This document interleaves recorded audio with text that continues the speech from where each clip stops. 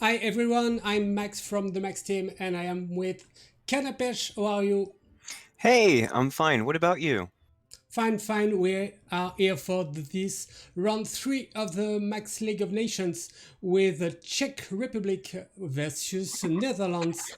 And we have the group. It's the Group A. And this week we'll have all the guys involved in this Group A fighting on the Max TV because tonight it's Czech Republic versus Netherlands. Tomorrow will be Greece versus Slovakia. And Wednesday will be Denmark versus Turkey. Denmark and Turkey are the two first nations in this group. And Czech Republic, it's not 1-0, but 1-1. And it's a mistake on this display. And Greece as Whoops. well is 1-1. Yeah. I'm old now, I guess. But No. Netherlands are 0-2 as well as Slovakia.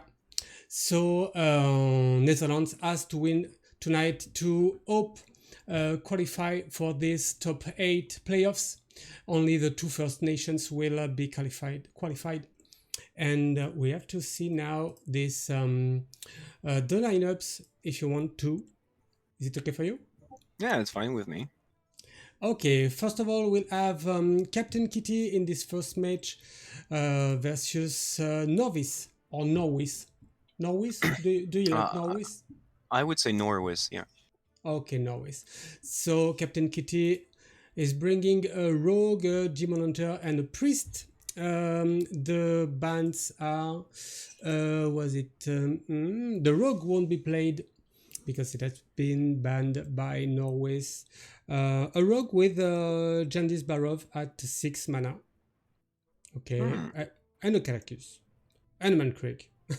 And an Alexstrasza, a next version of this rogue with this dragon. Okay, but it won't be played. We'll have this Demon Hunter. Which one is it? It's the OTK Demon Hunter. Okay, with a low curve, only Skull of Gul'dals at 6. Yeah, and you can see that. You said it's Captain Kitty, right? Yeah, Yeah. Actually, it's not just him. It's the entire Dutch team because they have all three the same lineup. They chose to go with 2 talented Arcanists and 0 copy of, I think it's Ethereal Ug Merchant. It's the one that gives you spell damage. yeah. It's not so common. Usually you have at least 1 copy, but apparently they chose to go with 0, and I'd like to see how it works. Yeah. Okay, just a second. I have some chat with. Okay, it's Norway saying that it will join the video link, and finally, it's on Discord, right? Yes, it is. Sorry for that. Okay, I'm just checking if Norway is there. Okay, I'm seeing in. Okay, so I'm adding in. Okay, right now we'll have this Norway's lineup displayed just now with a mage, a priest, and a paladin. And for the ones who love the priest as well as I do, you will be very disappointed to learn that all the priests from Czech Republic have been banned today by the Dutch team. So no priest on their side. What about Yeah, you, Kanapesh? What do you think about that? I was going to say some. I mean, there's something I believe is truly incredible about the Czech Republic's lineup because, well, 2 out of the 3 players have the exact same 3 decks. Yeah, Jarla making an exception with, I believe, a different priest build and a warlock over the paladin. But if you look, at Norwis and Phalis Paladin, Hmm. they have one Penflinger, even though the nerf has Yeah, happened. So useful resource still, apparently. And they have a copy of Nerubian Egg yeah, with Baron Rivendare and Rally. So it seems that they chose to go with Dr. Boom's concept, who is, I think, also in this competition, right, for yeah. Portugal, and to play eggs and paladins and death rattles and see how it works. I'm very, very excited to see these players pilot this paladin deck. Yeah, it's weird to see it in only one copy, maybe, as well as this Penflinger, but we'll see. Mm. We'll see. It's like a legendary egg. Yeah, it's kind of a Okay. legendary. Okay, I like it. So we are about to see it because we will give the go for the players for the match. To the players Okay. for this match. So at the top of your screen there will be the Dutch team with Captain Kitty for this first match. Match or mage? I would What say match. Yeah, it's match? match. Okay, and at the bottom there will be Norwis for the Czech Republic. So don't forget to use the exclamation mark bottom command to cheer the Czech Republic and exclamation mark top bottom to cheer Netherlands. So they're all here. I'm giving them the go right now. Where are they? Captain Kitty, it's at C. It's okay, you can start. Good luck. Okay, and then we'll have Noise. Noise, it's here. Making a deck. No. Okay. Do you remember that last week we said that the friend list has been fixed? Yeah, they said it would be fixed, but I think it Yeah. was only for the chicken part of it. Because I have, I guess, 90% of my friend list is 312 legend now. Why Oh, not? So, yeah, I mean, why not? Logic, Maverick, Max VDP, Norway's Odemian, Pocket Train, Saucis One, all at the same place, 312. Yeah, but you have to watch for the, you have to wait, sorry, for the DLC for the fix. It comes in Ah, okay. parts, Yeah, and you're gonna have to pay for this one. I guess. Okay, preparing to battle a friend. So we talk about the bands. What do you think about the lineups for this first match? I think banning the rogue is kind of ballsy because it's not what you think would be the most dangerous deck at the moment, especially with Demon Hunter and Priest being so. I wouldn't say polarized, but strong pickups right now. But it seems that the Czech Republic chose to go with something that is going to be able to beat the priests. So you see, we have Paladin with eggs and a ton of pressure. We have Mage, which I have my doubts about the matchup, but apparently would not. I mean, they would think they are able to beat whatever Paladin's not going to beat.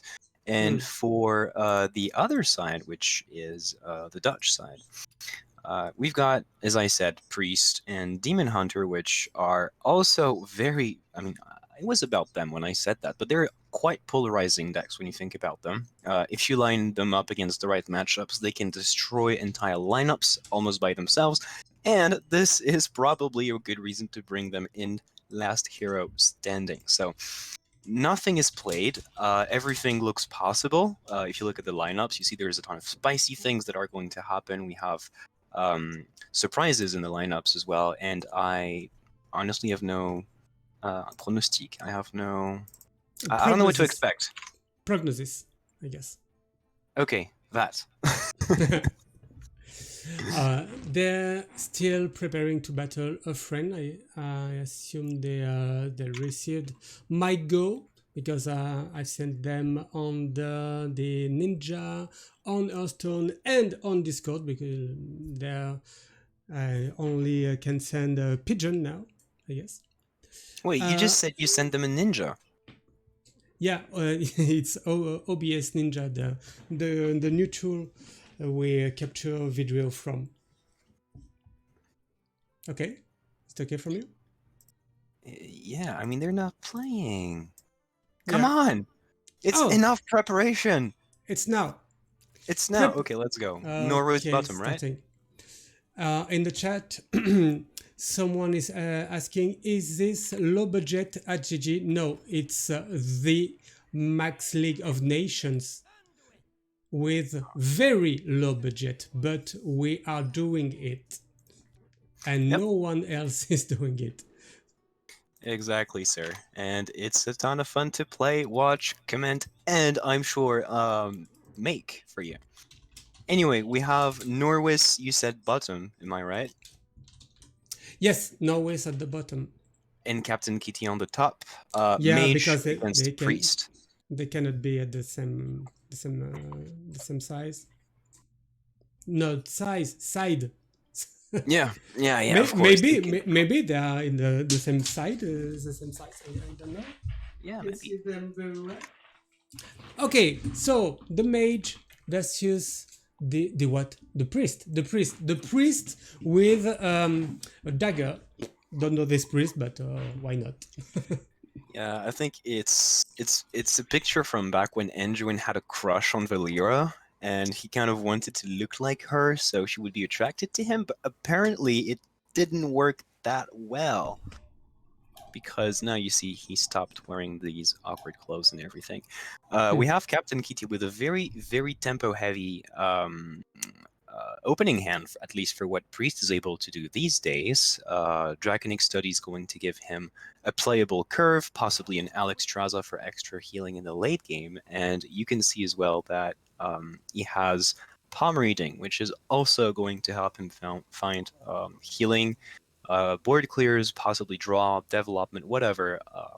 He's going to be able to choose between all of the options he could possibly wish for. Norwis on the other side, no deck of lunacy. But hey, it's turn 1, and even with the coin, you cannot play deck of lunacy. Do you coin flow here? Mm, yeah, I guess. It's so the coin is forever if you do it now, because Mm-hmm. the it reduces the cost of all spells in your deck by one. So why not? This one would have been reduced. Why not?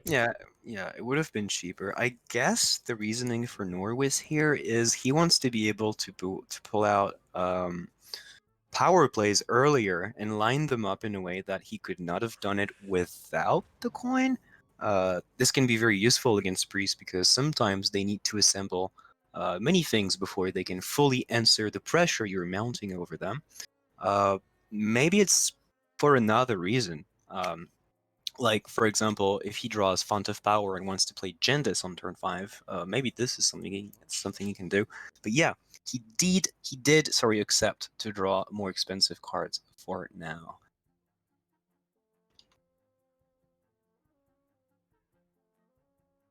And it doesn't look like it didn't look like a Sorry, great score bid here, did it? I was muted.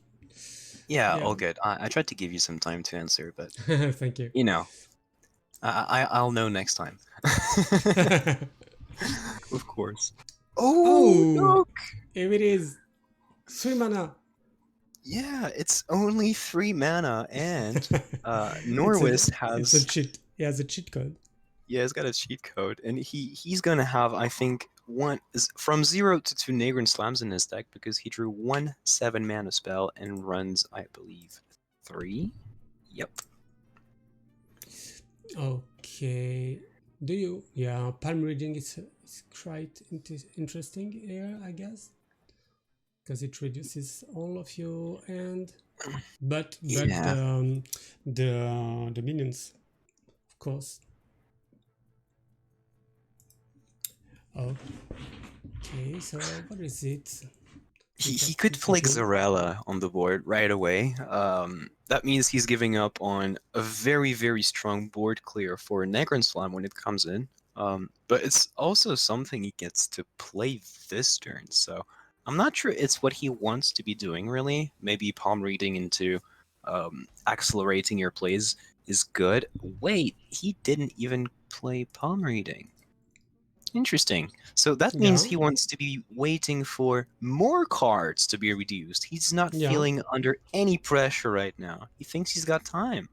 Let's see if Norwis has something to say against that. Maybe he wants to have this. I'm checking for the card name. Renew cards played before the palm reading, because the card uh, given by the renew then will be reduced. Maybe, because I Mhm. can see any spell that that AV enough to wait for this palm reading.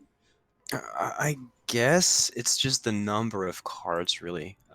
Being able to reduce your hand by, say, 10 mana or 6 mana right now, or by 8 mana in 2 turns, for example, can make a huge difference. Yeah. Norwis chooses to play Deck of Lunacy, finds absolutely nothing off of this draw because there are no minions in this deck. Didn't want to go with Font of Power just yet. He's got plenty of time to do it. I guess Yeah. he's waiting. Is waiting for the other pieces of Ktun to make them cheaper with palm reading. Hey, that could be an explanation indeed. Uh, Norwis, on the other hand, could finally decide to play something on the board this turn. He's got Torrent to get rid of something on the board before, chooses to preserve the coin and go with Torrent before he discovers the minions, meaning he is okay with the perspective of having to deal with this core pit. Say he wanted to develop something this turn. And you get to see now, he's got Egwin, Mozaki, and the Occult Conjurer. Now, what's funny here is the Conjurer is a 4 mana 4/4, and it takes a lot to get rid of if you're a priest, and you've just had it like that on the board, and it does nothing else than exist. It's quite the same with Mozaki now that Pain is gone, and he's going for it, threatening to kill him next turn. Let's go. Let's see Captain Kitty. Oh, Encounters flow another time maybe, but Yeah, does, maybe. does he really have to make it Does twice? he really what? Does he really have to make it twice? Because now he will have 6 mana. Maybe it's enough to cast their spells. I would ask the question differently, Max. Does he have to have? Is it really necessary that he has to do it? If you look at his deck, it's strong cards, and he doesn't really want to do anything with the other cards that were proposed to him. So maybe reducing the cost of everything yet again is going to give him insane draw turns into insane burst turns and everything. Um, yeah, maybe it was uh, just that. You can see that Captain Kitty has very good defensive tools, but not. I mean, they're strong on the board and not exactly against Mozaki. So what do you do here? What's your plan if you're Captain Kitty? Because things are going to go wild very soon. Yeah, not sure that this control priest is able to reduce the damage sufficiently from this mage, this pale mage. Mhm. Not sure, because he has many cards to deal with the board, but there will be a real big board to deal with. Mhm. Yeah, So this is true. is there a secret somewhere? So the occult conjurer will be copied? No. He has 1 mana spells in his deck that may have been transformed into secrets, Can find and it on Rune Orb, maybe? he does have 2 secrets in his deck, but they've been transformed as well. So yeah, he would have to wait. Sorry, what was your question just before that?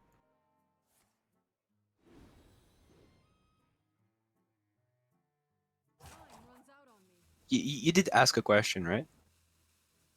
Sorry, I was muted another time. So just how will you manage to discover a secret to activate this occult conjurer? But I guess Prob it can on Rune Orb maybe. He could discover a secret. He could draw a secret naturally from his deck because the 1 mana spells have become 3 mana spells now.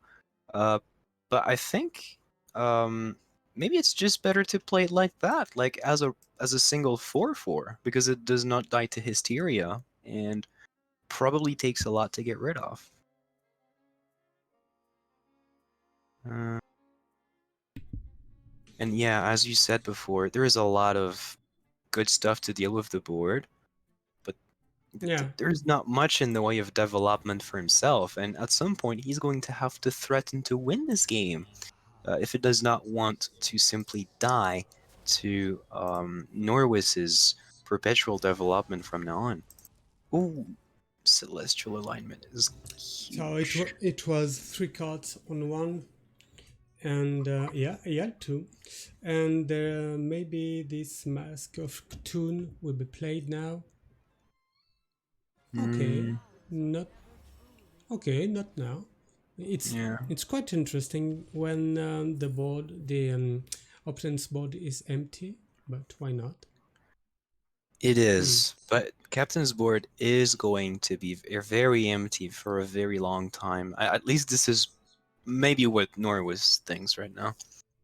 He's got a good developing option. Continues to force his opponent to react to what he does, and maybe later on he gets to find another good spot to play that 7 mana spell.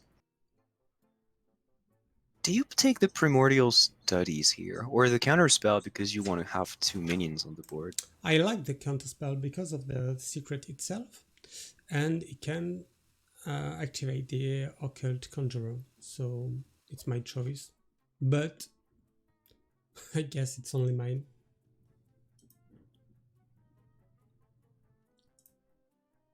Okay. So what's now? Is Sorry, it? I had to mute myself for a minute. No problem. Is it Alexstrasza? No. Flash Flash Hill. Okay. And dealing with Cirilla. Because this AoE is not really interesting. That says this deck. Mm, Okay. Do yeah. you think we will see this Celestial alignment played? I'm not sure. I think we could see it played when Norwes develops, say, a strong board of tokens that have Soul of the Forest on them and everything, because it's such a good way of preventing your opponent to do anything against your board that, yeah, I could really see it work, but I'm not sure it's exactly what Hmm. he wants to be doing just yet. Has to be looking for draw mostly right now, and maybe the Steward of Rolls is going to give him exactly that. Okay, another Primordial Studies proposed here, but Font of Power with, yeah, Astromancer Solarian. Really good. Okay, is it Devolving Missile here? Or Missile if you are on the English side? Uh, Listen, last time we had Jembra, Meaty, and who is it? Jembra, Dedro. Meaty, and Dedro. Yeah, we had these 3 British players with us, and I said maybe we should say missile because Yeah. it's the British way of saying it. Today, not exactly, but I saw that we had Mr. Derek Brown in chat, the man himself, who is also very British. And maybe we should say missile today, just Okay, to honor his presence among us. I like Uh, Missile. yeah, missile's fine. Captain Kitty could choose to develop the Alexstrasza. Not exactly the best thing to do right now, though, because there is a board that is looking to destroy you very quickly. Um, he hasn't really found anything worth developing right now. I mean, in the last couple of turns. No. Again, Hysteria, the 4/4, and then the Scorpion. Yep. could do that. Chooses Okay. to play Holy Smite. Okay, Okay, and so the yeah. um, the priest end is running out of cards. Only four left, and the mage one is feeding every turn. Doesn't want to play this Mask of Tune right now. I want to keep it for a finish. Yeah, maybe there are cards you want to get rid of before the mask. Also, because Lucia is a card that exists, and you don't want to be giving the best cards to your opponent. Yeah, Maybe offering them a nice looking mask is good enough. I think there are real questions here to be asked about this counterspell, though. Do you want to play it before or after the 4/4? It's a question we've been tackling a little bit during this game. Maybe we're going to have the answer, or at least Norwis's answer. You see, there is already a minion on the board, so maybe playing it before makes more sense, because this way only 2 out of the 3 minions are going to die. He does decide to play the counterspell first. He's got 3 minions on the board, and Captain Kitty has to yeah, find answers. Oh, and look! Shadow or Death! There's yes. 2 in this hand. Number two, but do you want to spend the two of them into this 6/4? I'll tell you uh, what I want to do if I'm Captain Kitty right now is cry, because look, there's another Shadow or Death. Oh my god, there are 2 minions that cannot be dealt with this card, and somehow is the only answer he finds from his deck right now. Uh, Wave of Apathy is quite interesting here yeah, because I if you can guess. deal with the minions, you can stop them for one turn. Okay, raise dead. What does he want to raise? No, I think he Nothing. You wants want to to get rid be of the counterspell. counterspell. Okay, okay, Maybe he had okay. hopes.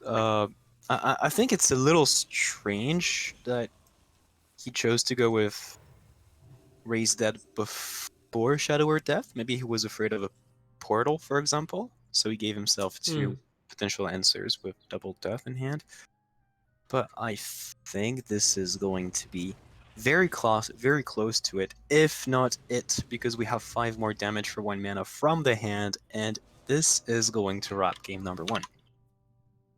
Yeah, it's 1-0 in this first game for the Czech Republic. Okay, so 1-0, and as you know, the first team with winning 2 BOs win the war confrontation. Okay, 1-0, and the what is it? The priest from the Netherlands won't be played anymore. Yeah. Priest eliminated, as I said early on, the Czech. Is it the Czech? Yeah, the Czech Yeah, Republic check. thought they could beat the mage with. I mean, they could beat Priest with their mage, and it seems it's working out so far. Now Norwis has another matchup to deal with as the mage, and it's the Demon Hunter. Um, Maybe not such a difficult matchup if you're the Demon Hunter. I think you have plenty of ways to actually pilot through this game and lead to your combo um, towards turn 8, 9, maybe 10, and not die in the process. But then there's going to be Paladin, which is another thing, right? It takes a lot to beat a Paladin, especially if you're Demon Hunter. So there's a big challenge for him right now. Yeah, and within that, even with this priest with one of the star of the meta right now, the pale mage, even with the nerf of deck of lunacy, is Mm. still here and still a good deck and a tier one deck, I guess. Maybe I would say it's somewhere between tier 1, probably more like 2 right now. We saw a few players in Grandmasters bring Deck of Lunacy in their mage deck, and some others who chose not to play the card anymore and still managed to take wins with this deck. I haven't seen too much of it on ladder recently, and I think that Yeah. one of the reasons they relied on the mage really is there were not there was not so much time on their hands to actually prepare for the tournament after the nerfs. Hmm. Seems that Czech Republic thinks it's still a very, very strong deck. Keeps proving it, at least so far. We'll see how this goes. And it gets really interesting minions here from this is what is primary no is font of power with this phoenix the keyword and ivory and the firebrand. Is it arcane intellect here maybe then the imprisoned phoenix, yeah. Uh, Oh, yeah, maybe he and wants to play the Kobold instead of the Phoenix because he can basically have the Phoenix wake on a turn when he has more mana to play more okay, cards. sounds But sounds calm to me. Okay. maybe he wants to keep the Kobold as well. I'm not exactly sure how he wants to play this game. He knows that from turn 7 he's really going to be um, stacking up damage turns after damage turns because Demon Hunter basically has nothing to do against Mask of Cthulhu's 7 mana 10 damage straight to the face, right? Um, And didn't want yeah. to play this other primordial studies, maybe because he wants to use it with the firebrand, or because he wants to play the kobold geomancer before. Yeah, maybe something like this. I mean, it costs 0 mana, so you're not exactly in a hurry to play it. Yeah. You could wait until you have more information about your draws, and oof, this is really bad. Il'gynoth has been drawn before any copy of Skull of Gul'dan, and it's going to be really hard. At least the eye beams are stacked on the left side of the hand, meaning Mm. he can play them for 1 mana as soon as he finds the combo pieces necessary to win the game. He Mm. really only has 1 turn where he really has not to draw the Skull of Gul'dan because he will never play it. Yeah. But as soon as turn 5, I think he should be confident with his capacity to play Skull of Gul'dan from the right side if he draws it. Is it another phoenix here? Maybe, maybe Oh because yeah, I would there will like that. be two turns. Yeah, yeah. Is it and okay. On the left is better. Left or right? Maybe left. And is keeping this Kobold Geomancer to make a combo with it, maybe with Um, huge damage, because damage is not a plural noun, as you said last week. It's not damages, it's damage.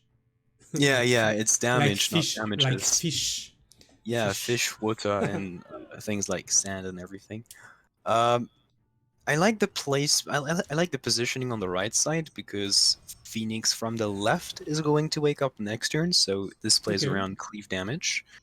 Um, but I'm not sure about the timing of those little birds here. It seems like he was emptying his hand in order to play Cram Session and draw more cards right Hmm. now, but it felt to me like he had enough stuff to do already. What's the plan I here? like the cram session here and the rune herb, but will I overdraw? It's 8 7. Yes, it's 10 and 10.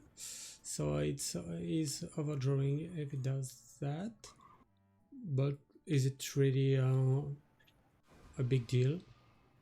I don't know, but Oh, I am sad. I'm very happy about these okay. draws though because Yeah. they're gonna make me sound very wrong about what I was about to say. But giving up on mana to do something that isn't dealing damage, it's a Oh, blasphemy to me. But look, He's doing a lot of damage and drawing cards, so he was absolutely correct with this play, apparently.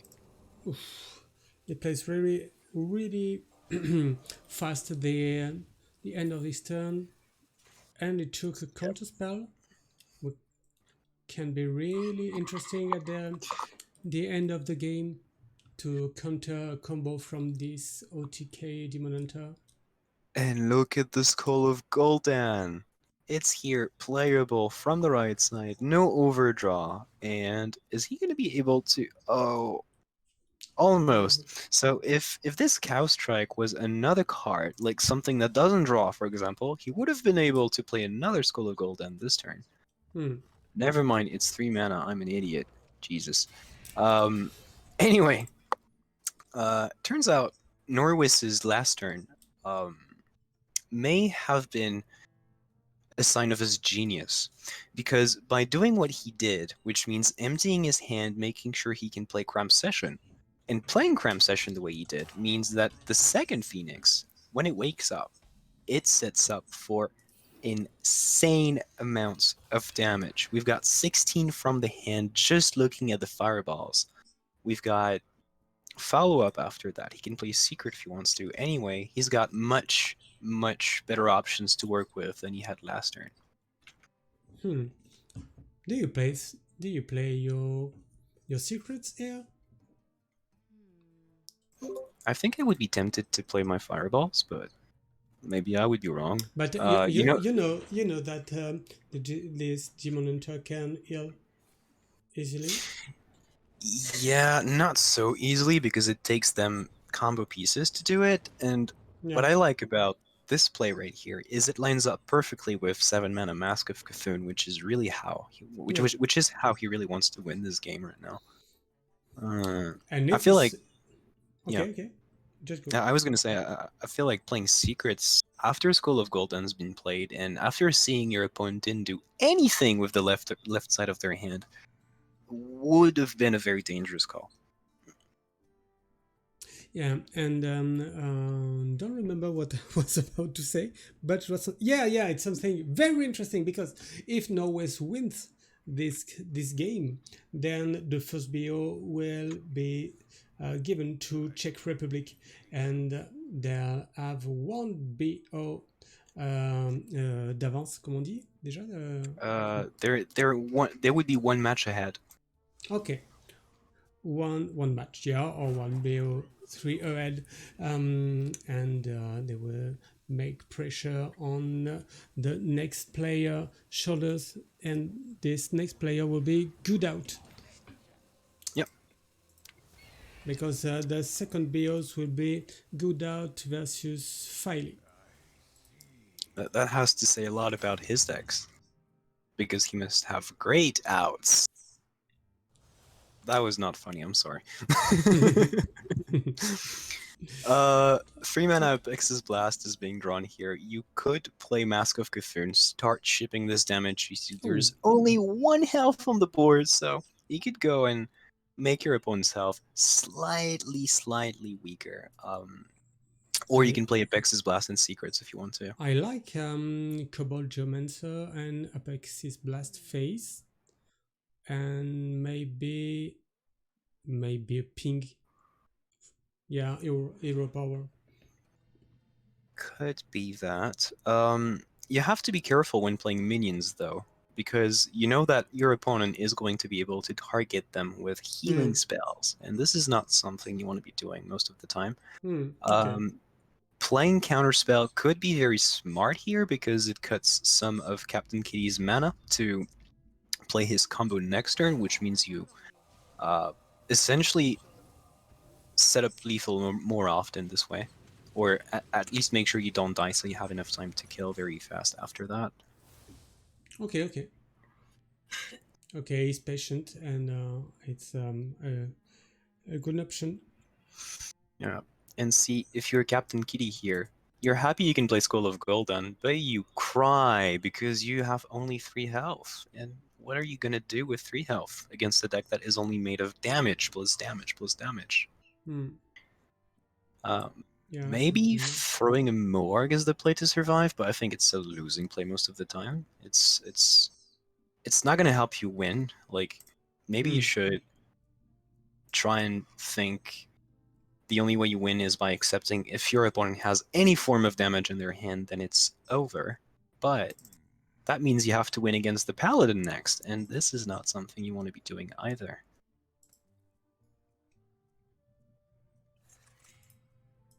Okay, goes for the Skull of Gold and maybe hopes to find some healing, at least enough to survive the Upex's Blast turn. And he gets rewarded! Wait, no, he's not, because he only has 1 mana. Oh. Okay, so with 1 more mana, he would have been able to heal for Yeah, not even enough, actually, yeah. Because I mean, and this more it's was over. reduced. Yeah, it was reduced with the Fell Screamer, so only 1 more would have been free this turn. It's over for this first match, and we have the Czech Republic at 1-0 to 0. Okay, so we are going to go for the next match just right now. Okay, so we will check the next lineups. The next match will start in few minutes with we said good out for the Netherlands and Friday for the Czech Republic. Okay, okay, we will be displaying. Oh, well, where are you? Oh, I'm Because here. I'm here. I was moving ah, something from my desk. okay, okay, okay. Your camera was off. Hmm. Okay, so the lineups starting with good outs one. Okay, a rogue, a demon hunter, and a priest, and we won't see the priest because both priests have been banned in this matchup, Ah, in this game. okay, Uh, very interesting. Because Norwis chose to ban the Rogue, even though he was playing the same lineup as I think it's going to be Faily. Yeah, Faily.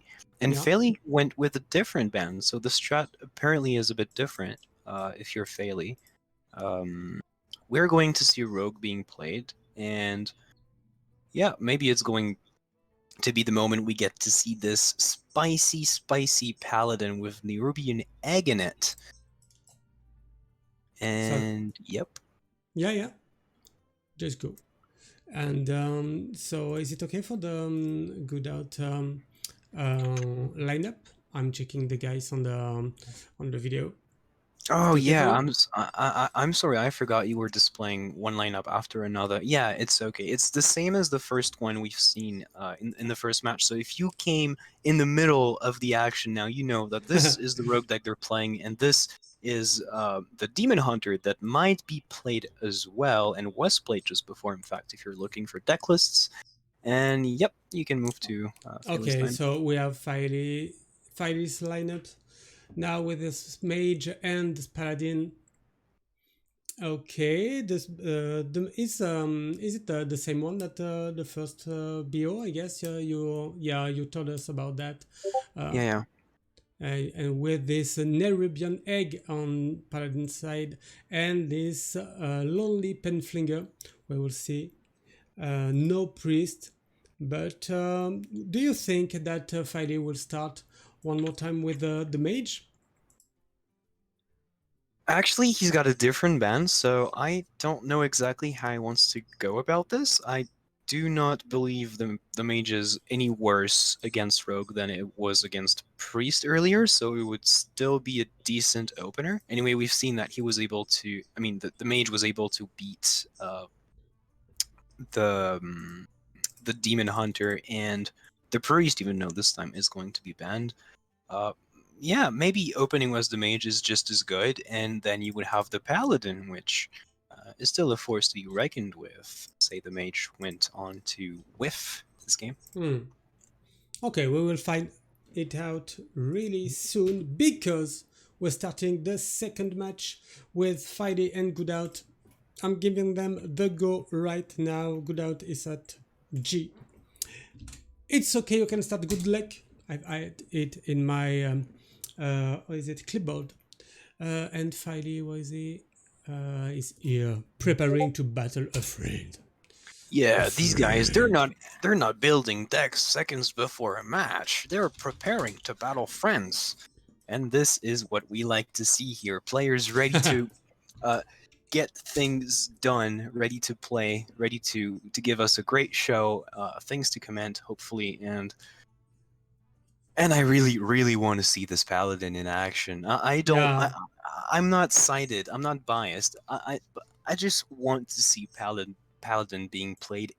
Be it if it means mage has to lose first, right? But don't blame me. I'm only I'm only a man. All I can do is hope to see Egg Paladin do something on stream. Yes. Oh, and now my friend list is all 7 to 7 legend, and Yep. that's And good. And doing battle with a friend. yep. Fight is started. Has started. Sorry. Finding a good seat. Okay, done. And you won't hear the start of the stream before the start of the stream, but Kanapesh is with a very ugly dog on side. How dare you? He's beautiful. He's Eh, magnificent. He's the purest form of an no, animal you can possibly think of. nothing is pure with this dog. It doesn't have hair anymore, I guess, hairs anymore. He's got And plenty. no. It's like a rat, but more uglier than a rat, you know? So, Chat. find it at the bottom of your screen No, no, no, and no. do not. You're not getting away with this. No, this is a no. Chat, please tell him Chihuahuas are beautiful. Anyway, Yeah, yes. We have Mage against Demon Hunter, and it's going okay. to start just A like last rematch. game Yeah, a rematch with. from the previous game. Yep. Okay, Filey seems very confident on the cam. Okay, And we see Goodout and Fairley doing a bit of an emote play here just to get started, warming themselves up to get things done, as we said. They're ready to fight, and Fairley has, just like Nor was before him, Incanter's Flow in hand, ready to be casted on curve, giving him a huge advantage in the early game. But Goodout, he is not going to have the same problem as, who was it? um, Oh man, what was the name before of the previous opponent? Captain Kitty. Yeah, I'm sorry, Captain Kitty. Yeah, he's not going to have the same problem as Captain Kitty, where he does not have Ilginoth before Skull of Gul'dan. And to be honest, his hand is pretty cool. Like, if it was not for this philosophy not giving you any more, I think it's quite the ideal hand. Everything is outcastable very easily. He gets another philosophy from the studies if he so chooses to pick the card, and I feel like we're going to see a much different game from last time. Don't you think that this Encounters Flow is the card that makes the spell mage so strong, and maybe it's the one that would have been nerfed instead of Deck of Lunacy because it's a two copies card. Maybe. Could have been. I don't know if you've watched it, but recently I went to For the King's Emission, which is called Yeah. the Conseil Royal, which is like basically the round table. We've got a streamer who likes to do uh, little shows where you debate about the news in Hearthstone, and we talked about the nerves, and we said, what should we do about this mage? And I proposed two things: 4 mana Lunacy, or 3 mana Lunacy and a 3 mana Incanter's Flow, because it Yeah. is also one of the reasons this mage is able to reach power spikes that are strongly dependent on your capacity to draw this card or not this card in the Mm. early game. I Okay. think it's fair the way it is right now. Yeah, it does give you a big power spike, but it doesn't make games as frustrating as Lunacy did when it was played on turn 2. Hmm. Yeah. I guess it could have been nerfed But Mm. okay, it doesn't kill the deck, so why not? Yeah, it's a good deck. It's not so frustrating to play against if they don't have Lunacy on too, really. Okay, does Um, he want to play this Thanos before the Rune Orb, or does don't you want to play Rune Orb this turn? Maybe doesn't I he? think he wants to play it, but Okay, I like not playing Thalnos here yeah, because sometimes all you're going to find off of this card is bad stuff and Incantus Flow. So you pick the Incantus Flow, you have 2 mana remaining, and then you get to play it on curve, where you would not have been able to if you played Thalnos first.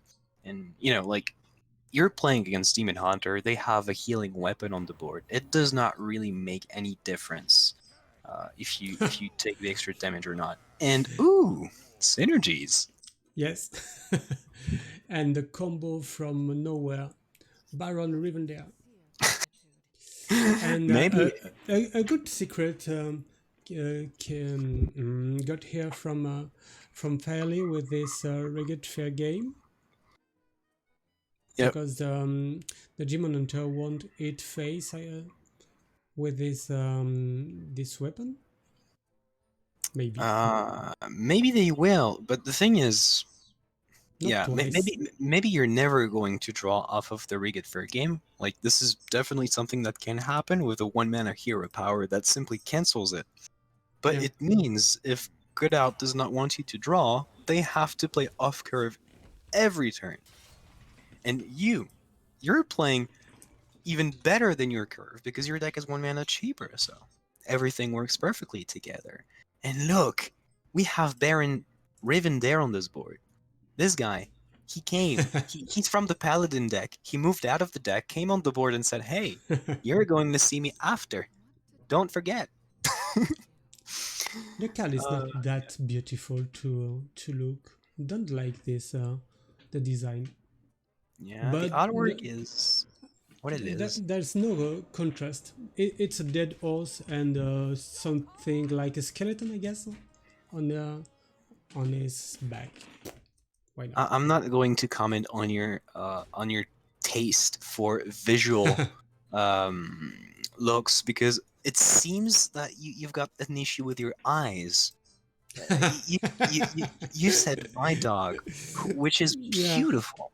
Mm. You said it was ugly, so I'm going to go and side with maybe Baron Rivender is the most beautiful card ever printed for Hearthstone. Don't at. I guess it's not ugly. It's terrible or awful. What do you prefer? And if something has issues with eye, it's your dog because both of them are not centered the right way. I don't know what to say. Really, I don't know what to say anymore. Oh my gosh, why so rude? And both players, while we talk about Max's visual tastes, both players are developing a game plan that is based on the one side, dealing damage from the hand, assembling as many resources as possible, possibly mounting enough pressure off of Apex's Blast to threaten to win and gain more time. And on the other hand, we've got Demon Hunter, who is doing the exact same thing, except Yeah. Good Out is stacking things in his hand. Sorry, um, and drawing a lot because his damage it's going to be Oh, uh, played in a single turn. I don't know if you mentioned it, you spotted that, but the every game with Mage, the Czech Republic team has is Mask of Cthulhu, 7 mana on 7, and at the left side of his end of their end, just waiting like a spider in in its web to Yeah, deal the last it's damage, sorry, no s. yeah, all good. It's kind of like Pyroblast, but cheaper. And your Yeah, opponent, they know it's there. They see you not moving anything from the left side of your hand for 6 turns consecutive. But then they're on 10 health and they're afraid to lose, so they have to do something, because what if it was Mask of Cthulhu? This is how you play around it, and this is why it's not even a problem if it's in the opening hand if you're Fairly right now. You've had other things to do this game, and you will have things to do after the Mask as well. Yeah. Definitely not what you would call a brick in this matchup, but this Rigged Fair game still not having been played, it seems that Fairly found much better things to do than what he had back when he chose this card. Maybe he's never going to play it. Maybe he's going to play it so he makes sure that Ring Toss does not offer him another copy. Could play Flame Strike, but it would be a waste of your mask. Just to proc, I'm sorry, just to activate the Ring Toss for next turn, and it would allow him to draw a card off of the grab session in the process. Right now, he's presented with Fireball, which is one of the best cards you could possibly think of in Mage's pool of cards they can pick in this matchup. And it Definitely chooses it. It can activate the corruption for ring toss too, with the 4 mana, but not in this turn, I guess. Okay. Why not the 4/1? Because he only had 7 mana, so he couldn't do it. He wanted to play Ring Toss this turn. Okay. And didn't see the secret. Yeah. Secret casting. And he got Netherwind Portal. Hopefully this is not going to give him another Baron Rivendare. Maybe it's going to give him a taunt. Maybe it's going to give him stats. And 5/4 is just about as average as you could possibly think of in the current pool of cards. You see there is a 1 mana Ilgnoth in Gudu's hand. He's got 0 mana Arcanist. He's got Fellow Zophie, but no Morgs just yet. He just needs to find 1, I think. And then this would be lethal. But he has to go fast, because even though there's only 8 cards left in the deck, he hasn't got anything that's worth investing right now if he wants to win the game. He can play Throwglaive, he can get rid of a 1/1 essentially, and also a card from his hand, but he knows he might just die this turn. Yeah. So he's going to get rid of the 5/4 instead. Removes 4 more damage off the board, and presents a threat to this Rivendare, say it was to attack another time in the near future. Okay. Never mind, it's just a body on the board right now. Good out. Actually, Fairly does not have any way to win this turn just yet. Can still set things up, I believe. Might be looking to do it now. Deck of Lunacy comes just a little bit too late if you want to set up lethal. But yeah, now it's going to be Good Out's game to not lose, because really he's not winning as much as he's only surviving this turn. Okay, so what is it now? No. I don't know what it is, but I can tell you how it is. It looks grim. Is it any... draw an outcast card from your deck? Do you want to double jump here? I don't think I want to play double jump. I think I would have gone with Fell Screamer and Thalnos this turn. Maybe he could have done everything, but I thought, like, Fellscream, Thalnos, you play the 1 mana spell that heals you for 4 health, because spell damage is on the board, and then you see what you draw next. Was an option. I like that he has the Eye Beam from this double jump. Maybe it was the only target he could hit, which makes it even better and makes more sense than what I was proposing. Plays the Fell Screamer, I believe sets up lethal as well. And now what's Fairly going to do? Okay, I made a mistake about the bands, but I'm fixing it right now. Okay, here they are. Okay, it's the priests. Sand have been banned. Both sides. Fairly having to get rid of this minion. Hope that Fairly attacks. I mean, somehow, playing the secrets the way he does is, I would say, interesting, because if Goodout attacks, then he's giving armor to Yeah. Fairly, which is not bad when you try to survive the way Fairly is right now. But if you don't attack, then you give Fairly more ways to kill you next turn. So what Fairly's doing here It's essentially a is fork. he's forcing Goodout to win this turn because it's now or never. And I think it's going to be now. We have 24 damage in our hand. There is only 22 health on the opposing side. This seems like a game to me. Okay. He left his chair. Who, Fairly? Good out. Oh, Okay, it's 1-0 for good out here. And we won't see this mage anymore for this BO3. Okay, so what do you do now? Just a second. Okay. Okay, just the what? The mage. The mage has been beaten. So no mage anymore. And waiting for Godard to be back. do you know what this means, Max? Yeah, it means that we are going to see the paladin with the egg. Yes, we are. We're going to see Egg Paladin put in some Yes, work on the but stream. just one egg. Don't get that. I think We it's want two just eggs. it's just a good slot filler, right? I wish there was even more than 2 eggs, really, because I love this mechanic so much. But you see, on turn 2, he can play Loot Hoarder, he can play the Mergorgle, he can play 1 egg. He's got tons of stuff to do in the early game already, so yeah, playing more may have been detrimental to his plan.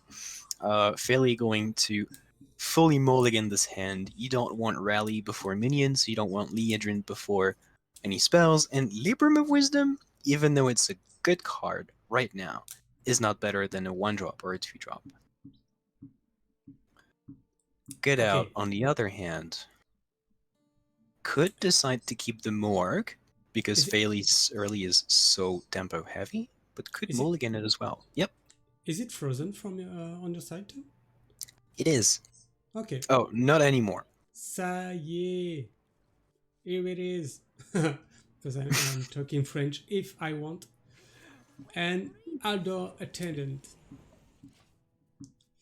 And then Morgul Girl, a good Yep. hand. But is it carrier room really interesting here in this deck? Not sure. Not like I don't really like this card. Maybe the who is it? The ones who's making golems. Kazakus. Kazakus is better. You have arguments for and against both Kazakus and Cariel Rome. I think Cariel Rome is essentially a tempo heavier choice, and also makes sure that you do not mess with 4-mana Librams of Justice in your deck. Because see, if Cariel was Kazakus right now, he could not play it on 4 and have the effect from it because his Libram is only 4 mana. He can choose to go wider on the board if he wants to. He can decide to go all in on this attendant. I like that a lot because on 2 mana there's very little stuff that Good Out is going to be able to do without an outcasted Eye Beam, and you see the follow-up from Fairly's hand. He's got Goody 2 shields, he's got double 2-drops on the following turn. He could play Cariel Rome and reduce a spell on the turn after that. So no worries if you're Paladin right now, and Good Out, no skull on the left side of the hand, does not want to play double jump to put him to put the skull in the hand right now, because everything's going to be so hard to get rid of before you can play the skull, and it's not looking good for an early game. You should check the chat. So Should I? Yeah, some of them are talking about you, and I'm not sure you will like it, but you'll see. Could be. You'll tell me.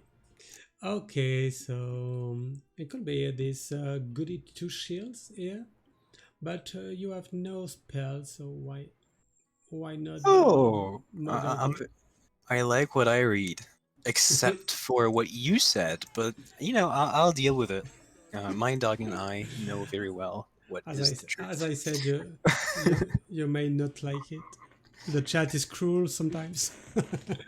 Yeah, you're cruel. That's what I think. Anyway, Fairly finding even more cards that are easy to drop on the board. Actually, I like this loot hoarder a lot because what it does really is it puts a minion in play which has to be dealt with, but when it's dealt with, it gives you follow up, which if you're a control deck, you don't like that much, right? Uh, we've got Goody Two Shields on the board with a Divine Shield on it, meaning it's also going to be a pain to deal with. And if you Oui. had to take a picture of the game state right now, I would say that Good Out is in a terrible, terrible spot. But maybe boosted morgs and Fellscream Blasts are going to change it for us in the next couple of turns. Okay, I'm gonna check how many spells are in the deck. It's only spells are we're waiting for. Okay, this one are not only two, four. Okay, okay, and he's playing Rivendell. Okay, Yeah, okay, and really, it's only spell two. Okay, so it's interesting with Rally because they are it's casting 4 mana, but yep. Sorry, go okay, ahead. why not? Why not? Yeah. I was going to say that I didn't realize it, but Rally is also in this deck, meaning that Kazakus could never have been a part of this archetype. Say Yeah, that they wanted to bring in Overcarriel overall. Good Out found a way to get rid of the board last turn, and he's back to, I would say, a decent position. He is going to have to get rid of his last Fellscream Blast, most likely, if he wants to play the Skull of Gul'dan, that is already in his hand, and that means he has to rely on I Beam to win this game, which it's not that bad if you're not under pressure. And I mean, you have to say he's not really under any pressure right now. He's going to be attacked by 2/1s, and it's going to take, say, yeah. one turn, maybe 2 turns before it's really, really annoying to deal with.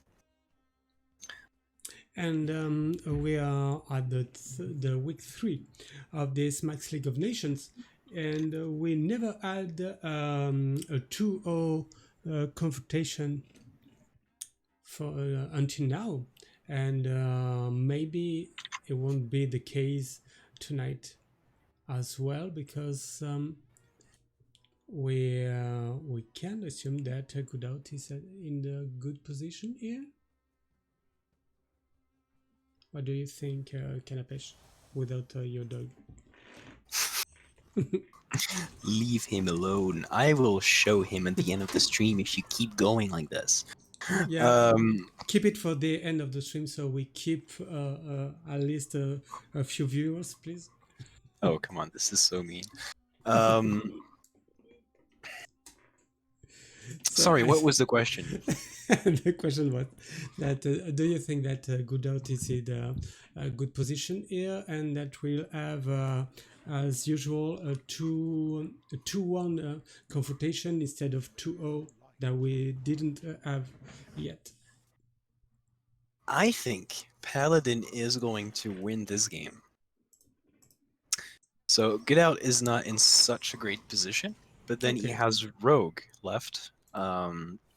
I mean, I say I think Fairly is going to win the game based on what I see right now, but I mean, hell knows. Uh, Everything can change in the blink of an eye if you play Demon Hunter and draw an Outcasted Skull, for example. So we never know. But say that Good Out was to lose this game, he would have the Rogue up against the Paladin, and I think it's not a secret rogue, so maybe the Egg Death Rattle package is going to be too much of an issue to deal with. Okay, Okay. develops maximum board presence. He's got 15 damage in his hand, ready to be fired. I believe there are Yeah. no oozes in Goodout's deck, just making sure. I'm not sure I've seen that. No, there's no ooze in this deck, indeed. No ooze, Uh, you lose. no ooze, you lose. Yeah, this is basically what this weapon has to say to you if you're a demon hunter at the moment. One way he could possibly turn this around is by simply finding lethal very fast, but you can see here that he doesn't get to play an outcasted skull at least before next turn. Could choose to play Fell Scream and Fellows Off Your Right now. Possibly double jump, but not sure about that one. Could play the weapon as well. I mean, basically what he can do is clear a bit of the board, put his weapon down, and make sure that skull is playable next turn. That means you're not playing the Arcanist, which, hell, it is so talented. Look at it go. It is going to heal a lot of the damage, and it's going to clear the board.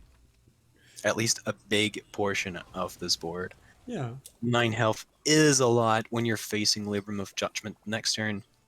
And yep, it's going to be Skull. Possibly Skull into Skull as well.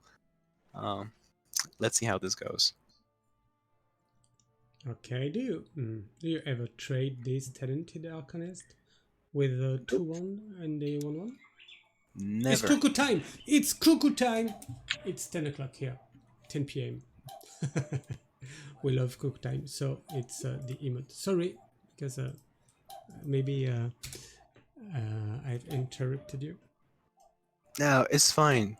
It's fine. I mean, you know, it's cuckoo time, and you have to say it every stream. But this is a tradition, right? This is a tradition here on the Max TV that when it's cuckoo time, you have to say it loud because, I mean, we even have emotes for that. Did you guys know we have emotes for this thing? And then this guy is gonna say, "Yeah, your dog is ugly and everything." Duh. I actually like cuckoo time a lot. This right, it's quite interesting with us two Morlocks, and of course this goody two shields. Yeah, this Gritty Two Shields here is going to be huge because Faley, you know, he's played Demon Hunter. He knows how it works. You can't do all of draw, play a spell damage minion, and clear the board every time. Like it sometimes can happen, but it's I was gonna say marginal, and you know, since Yeah. it's basically the French translation for outcast, it sounded funny, but you guys maybe don't know, so it's probably not so funny. But it doesn't happen that often, and here you can see it's not going to happen. We have 15 damage on Faley's side of the board.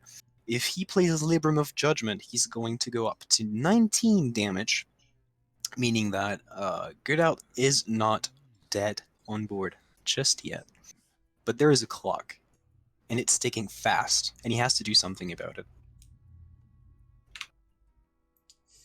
Yeah. Now you play this Chaos Strike here to draw one more card.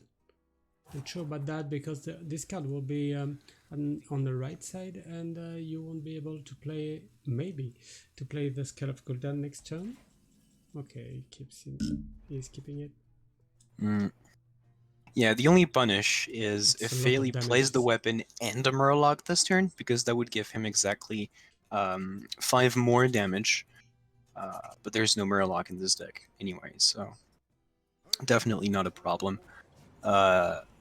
Faley now keeps the pressure up. He did not have a way to get rid of his own Libram of Wisdom this turn, meaning he could not find the extra damage he needed by replaying the card. And now it's now or never for Get Out. Yeah. You really have to find the perfect sequence of cards. And even then, Faley is not at 24 health, meaning that there is one breakpoint, which is probably the most easily achievable if you're Demon Hunter that is not reached just yet. And by the way he positioned his minions, fairly ensured he would never ever take more than 25 damage this turn without a crazy combination of cards, which I'm not Hmm. sure Good Out is ever going to be able to assemble this turn. Yeah, these divine shields are counters to the combo too. Mm. Okay, I beam, but what's what's left for this turn?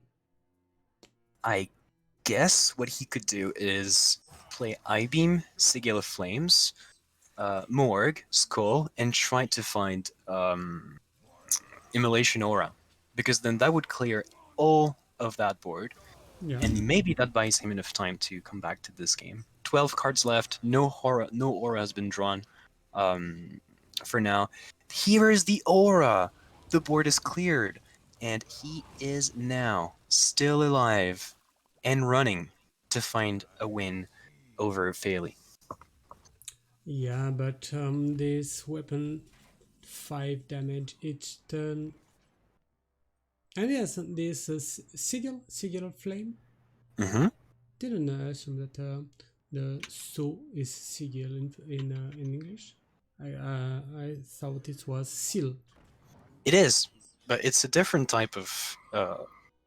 It's a synonym in French, Okay, but it's not the same thing. okay. And so you do want to rally to this sigil of flame. But you Maybe you can do. Libram wisdom. Yeah, you want to rally to get the draw on the loot order. You could find the draw. You can find additional primes as well to be put in your deck. So you have more chances to draw the big Murloc next turn for 8 mana. Say that. Oh wait, Mm. I was gonna say that it gives you a charge minion, but there's no charge minion left, right? Yeah, Um, it was a good time, all good time. yeah, it was great times. I like the fact that he played the Libram before he played the Rally, because then he keeps the spell burst on Goody Two Shields. Oh, he plays Mancrake. I didn't realize that. I mean, they play Mancrake because Norwis has the same deck. Are we going to see Paladin shine, or is it eventually over? Is there going to be a single way that Faley fails to find the last couple of damage points that he needs to win? Okay, spell side. Only 6 cards left. I'm sure I can deal with that. I just realized Uh, he doesn't have a Morg left. but So if Goodat wants to win, he has to rely on Ilginoth and raw tempo. That's basically all he can do now. yeah, maybe you can find something useful in studies. Uh, yeah, I think there's a few minions in there, right? Yeah. Okay, what is that? Oh, Immolation aura. Stelino's pretty good. Oh, chooses not to play Stelino? Wait, is my tracker drunk? Like, is there still a Morg in this deck? Because Not. if not, oh wait, no, he wanted to play I-Beam because he needed some healing this turn. I'm an idiot. Hmm. Sorry. Oh, Oh, and Libram of Hope's not going to help him. yeah. It's going to It help Faley and the beautiful paladin that he's playing, but it's not not good up out. for good out. It's only up for fighting. Mm-hmm. And this Mancrick is playable here. It is. Doesn't look so disgusting. What does he want to play it now? I feel like It's right now he has to be thinking about what's left in Good Out's deck because he knows there's no more eggs remaining. So hmm. it's one of those spots where I like to say, and you've heard me say it before. It's not a spot where you look how you can win. You look for ways you can potentially lose, and he is not losing. In fact, Fairly won this game, so we're gonna see more of this juicy paladin deck that we've been talking about. And maybe we will see the eggs. Maybe. The egg, because Yeah. only one. I Okay, mean, it's he plays rally. 1 in this second B. Yeah, the second BO. And if I manage to win with this paladin versus the rogue, they will be over. The confrontation will be over. And Yeah. Scudot is eating. Sorry, he's having a dinner, I guess. Maybe a Oh, fruit. I don't see it very well. I will have to wait for 10 minutes before I can tell you what it is. If I can even tell, because maybe I don't know either. But yeah, It was I don't see it. very really quick, so didn't manage to see what it was. But it's chewing very very strong. If it is a fruit, maybe a coconut. Yeah, he's actively chewing something. Fine. Oh, game is beginning again. Yes, And it's going to be... too early. Okay, so maybe I'll need. Do you think the drop 3 here? Goody two shields. I think I would be tempted to keep Rally and Goody Two Shields and hope that I can find one of my many 2-drops in the deck in 3, 4, 5 cards maybe. Chooses to mulligan everything, chooses to go for a much more aggressive game plan here of finding 1, 2, 3 curve. But it's not 1, 2, 3. It's 3. It's 1. It's 1, then 2, and then 3 with Ban Creek. Yep. Sorry. Yeah, it sounded like Friends versus beautiful, Brazil. beautiful move from the Yep. Czech Republic here. Yep, Oh, yep, yep. and there is the secret hiding in this what do you say, plateau, in this Board. Yes. Oh, you're gonna show it again, and I still Yeah. haven't seen it. Ah. So you Okay, have guys, enjoy. to lead this, then the second step twice, first step, fourth step, and woo.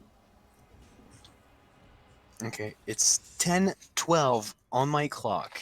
So at 10:21, I'm going to stop watching the game and try to find the moment you explain this interaction. Yes, Because it's why? the third time you explain it to people, and I haven't seen it yet.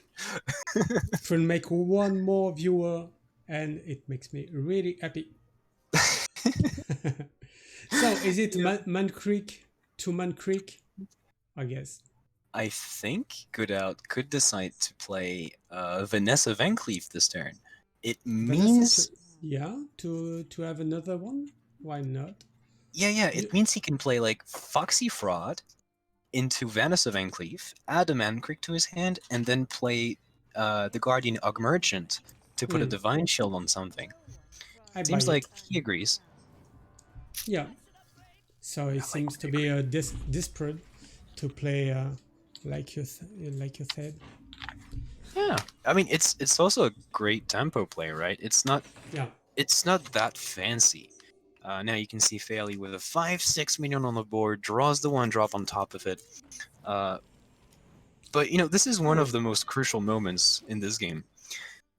Rogues have a tendency to win games based on what happened in the first few turns. Because if they can find advantage early on, and they keep this advantage for, say, 1, maybe 2 turns, then usually what happens is they snowball very, very hard, and Paladins never find the rhythm in this game. Do you know what means the word midden? Midden? Midden? Nope. Never do I. Is it in on chat? the chat? Yeah, it's a comment. Are you sure it's in English? No, that's why I've asked him what does it mean. Oh yeah, yeah. I think it's middle. Okay, so no middle. Yep. But you can use chat. Gotta choose. Use chat. I guess. He wanted to cheer for both players because he likes both players. I think this is the Yeah. message here. Okay, so we've dealt with some of the board on both sides, but it's still to the advantage of the rogue. Fairly chooses to play Rally, develops 2 more minions, and oh, Mancrik. Don't know Yeah, if you spotted, but Good Out just played Kazakhs on curve, and then turn 5 the Golem rush and deal 3 damages. Okay, it's not the better one here, but why not? Why not? it's pretty good. It develops presence on the board, continues to threaten to snowball for the rest of the game, so I like that. It forces Fairly to do something very reactive, very fast. Um, Fairly finds the Truth Seeker plus Libram of Wisdom play, which is probably the only real alternative to a Libram of Justice this turn. It's one that is not too expensive, but even now, like, he did the most developing thing he could possibly do with this deck on this timing, and there's many, many ways he can get snowballed from this point on. We have double Mancrik, Jandis Shadow Step. Do you ever like Mancrik, Shadow Step, Mancrik next turn? I love So that. you have 3 Mancriks? I like that. Yes. You know, we were talking about his wife last week. Where are we? What did we say about her? First of all, we said that Man Creek as a widow is angrier that Man Creek as a husband. Oh, I think I remember what you said about wives after that. Yeah. Oh, it's a shadow step on Jandis. Hmm. I mean, it's probably the best thing to do, right? He could Yeah. have gone for triple Mancrik, and that would have been very funny. But going, Mancrik plus Jenda's Barrow for 7 mana is also very decent. Libram of Hope here. On It's curve turn two. 6, all good. Yep. One thing we can say is Fairly's curve has been very, very strong. Not the best option to. I mean, he didn't have the best options against Rogue specifically, but I think he doesn't have any reason to complain about his draws this game, really. But neither does Good Out. Is there a way to activate this kill Chizad with a good spell? Maybe with Uh, Brain with the Freeze. dagger, yeah, he's going to dagger Brain Freeze, and I feel Yeah, like this is going to be it. really good. And Friday is clapping. He can, because what happened here is just very strong. Yeah, I guess it's the the one we were waiting for. Good Out is happy. Okay, so what is this pirate? Oh, It makes your next good. weapon 1 mana cheaper. When Okay. it was first revealed, I thought it would be nice to do it turn 1, then Corsair Cash on turn 2, and then a 4 mana weapon on turn 3. But of course, that demanded a lot of things going right, and this is Yeah. not something you want. Not these days. Like, you don't want to have to rely on specific dual orders for your deck to work. Mm. Yeah, yeah. You don't have so many weapons now in warrior for a tempo warrior or an aggressive one. So maybe a next expansion. Maybe with the mini set. Yeah, yeah. Do we know when the? Do you know the release date? Not yet, I guess. I think we do have information about it. I'm not sure how exact that information is, but I think it should come midway through the expansion as usual. So probably something like next month, maybe 1 month and a half. I'm not sure. Okay, How much damage is that? a lot, 12. a We've lot. got 20. 20 on the board, 5 more in the hand, and there is potential for Mancrik Wives to be drawn in the following turn. So what I would suggest here is double Mancrik, 2 mana spell to the face, and then you just wait until you draw your Mancrix to win the game. Yeah, but you have only two turns to wait to make this wicked stab two more damage. So Hmm. maybe just be a little patient. Yeah, I feel like patience can be a sin in this matchup, though, because if you wait for too long, what happens usually is the paladin finds healing, and all of a sudden there is another 8/8 with taunt and a divine shield for you to get rid of. Okay. So I think the line he chooses here, which is basically to go as fast as he can, developing as much as he can, because there's only so many answers in this paladin deck, um, is the best possible thing to do. You just go face with everything. You develop everything you can develop. You find every damage you can find, and it is, I believe, going to be a game here for Good Out and for the Dutch team. Hmm. Okay. So the Blood Seal, Deckhand, and Carrier Rome. Actually Okay. like it a lot. He managed to corrupt his weapon and play it in the same turn by reducing it. Okay, would it be enough? So it's Uh, 6, I think 7, on 8, 9, it is enough 9. on the board, but we know that Goodout has the damage in his hand. So Fairly Yeah. found a very interesting line here. He managed to put something together that worked at least on paper, but of course, 15 cards left in the deck. Many cards have been drawn. In the previous turn, there was no way that you would survive past this turn. So it's 1-1 for this confrontation, and we will see next Max VDB versus Yala. Just a second, I'm checking the scores. Okay, we will be there. Okay, we are on cam. Oh, how are you?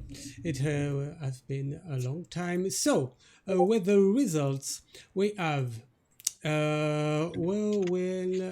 no, Captain Kitty didn't win the first game. It was Norwis. Is that it? Yeah, Norwis won the first one, and then Filey lost the second one. Okay, so now it's MacVDP versus Yala. What do you think about not the issue? Because can I lib webcam? Yes, thanks. What do you think about comment dire, l'issue du match? C'est pas the Um, issue, the end of the match, the result. the result of the match we've just watched. No, no, the whole confrontation, because now we are at the money time with Max VDP versus Yarla, and it's 1-1 now.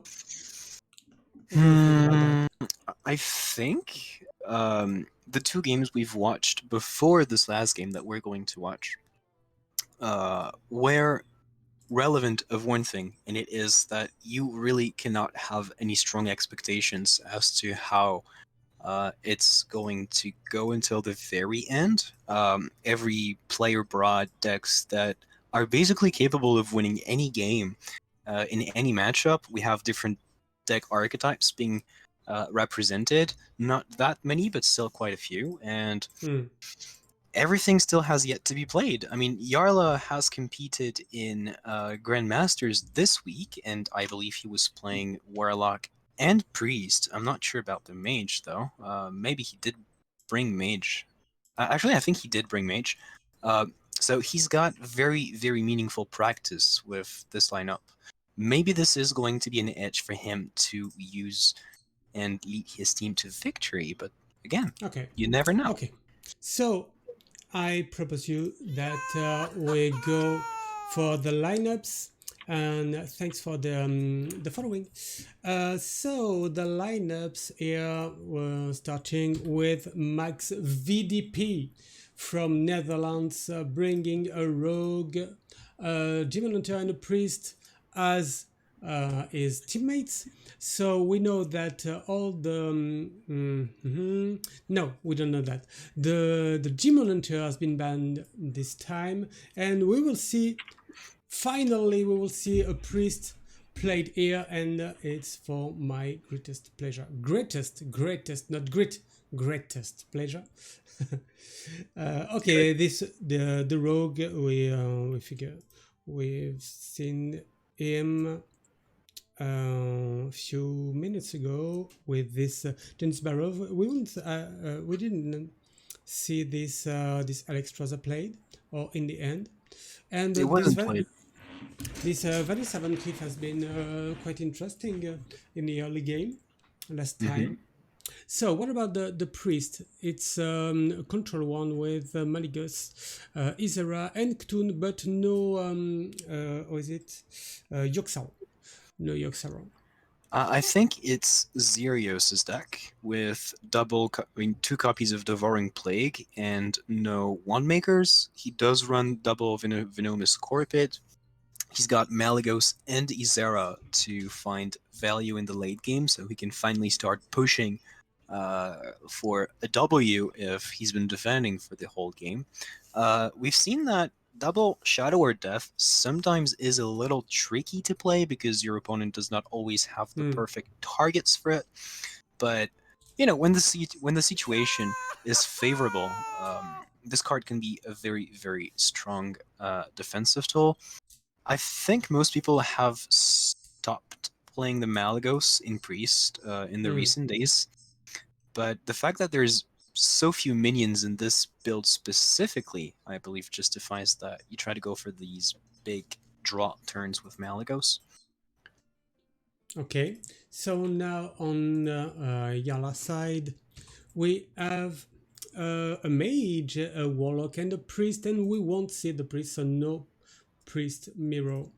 The mage is the same one as his teammates, I assume, and the warlock is an eye charge one, yes, with Kazakus and Chikatus that some named Chikatakus, but yeah, but there's no Kazakus, right? It's yes, Jaraxxus. Second, Jaraxxus. What did I say? You said Kazakus, and I was looking for Kazakus. Ah, sorry. Where is it? Okay, it ends with a Q, so it's the same one. Yeah, sure. And on the Lucky Soul order, okay, only one. Yeah, this is a deck that, as I said, he's been playing a lot for the last couple of weeks. We've seen him bring it, I believe it was 2 weeks ago when we commented their match against,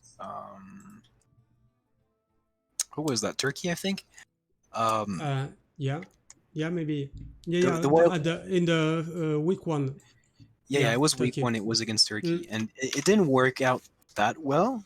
But it's an archetype that he's confident with. It's been working in GM, and I'm sure he's had a lot of time to refine his card choices, game plan strategies, matchups, and everything. So if you're interested in learning how to play Warlock in specific matchups, I think you came in the right place at the right time because you're going to see some good Warlock action.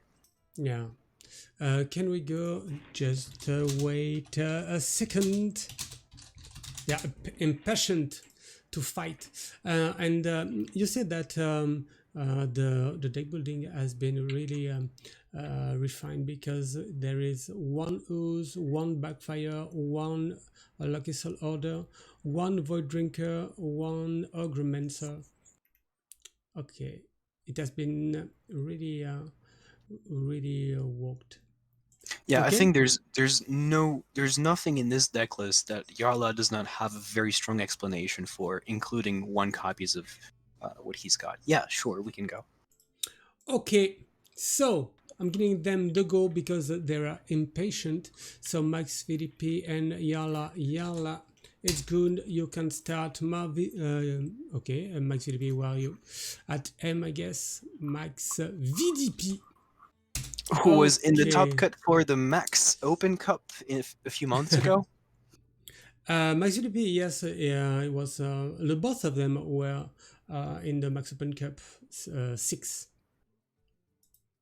Yeah, but I Eh, think Max VDP made it to the top cut, and I'm not sure about Jarla though. I'm gonna. You think it was a top 16? I have to check. It was, but I'm whatever. I guess I'm not sure.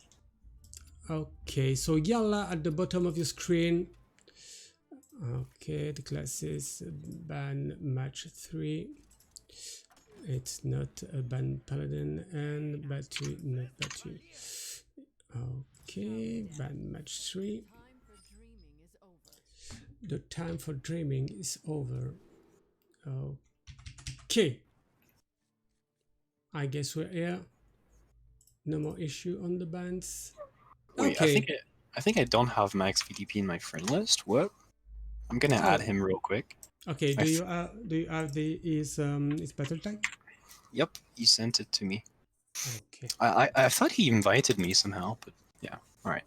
Okay. Oh, and see, this is a common theme for Team Czech Republic. They open with Mage, and they have Encounter Slow in the opening hand as well. This is by no stretch of meaning related to luck. It's part of the plan. It's something they've been working on a lot, and it's just hard work paying off. Oh, okay. So I'm replying for some on someone on the chat. You can use lineups command. Okay, so I don't have the max PDP, and why? Why don't I have that? Okay. Here we are waiting for player to reconnect, but it's okay. So the extras are golden one. Oh, okay. Okay.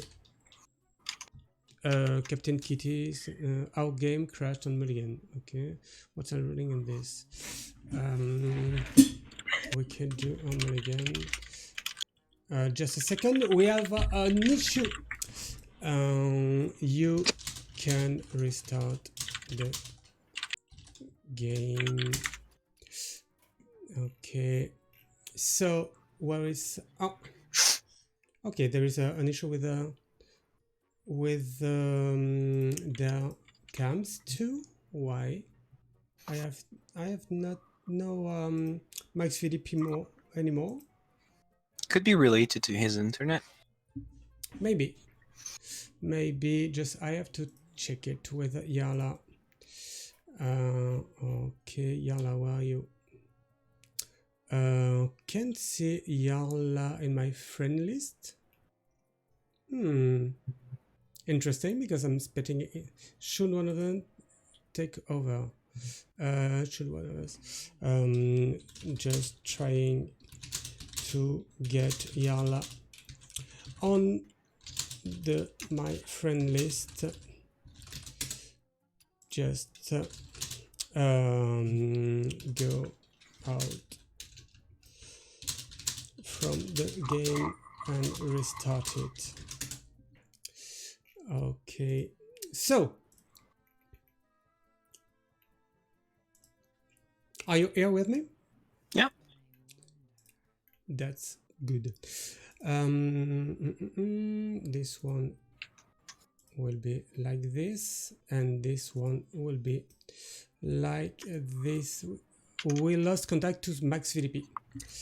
I guess his connection is dead.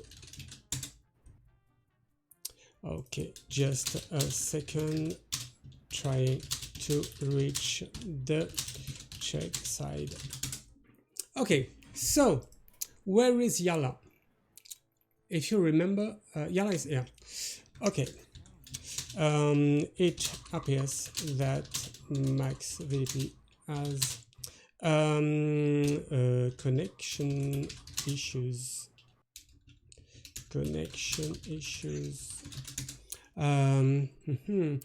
I guess we are making Captain Kitty play this match instead of him. So Okay.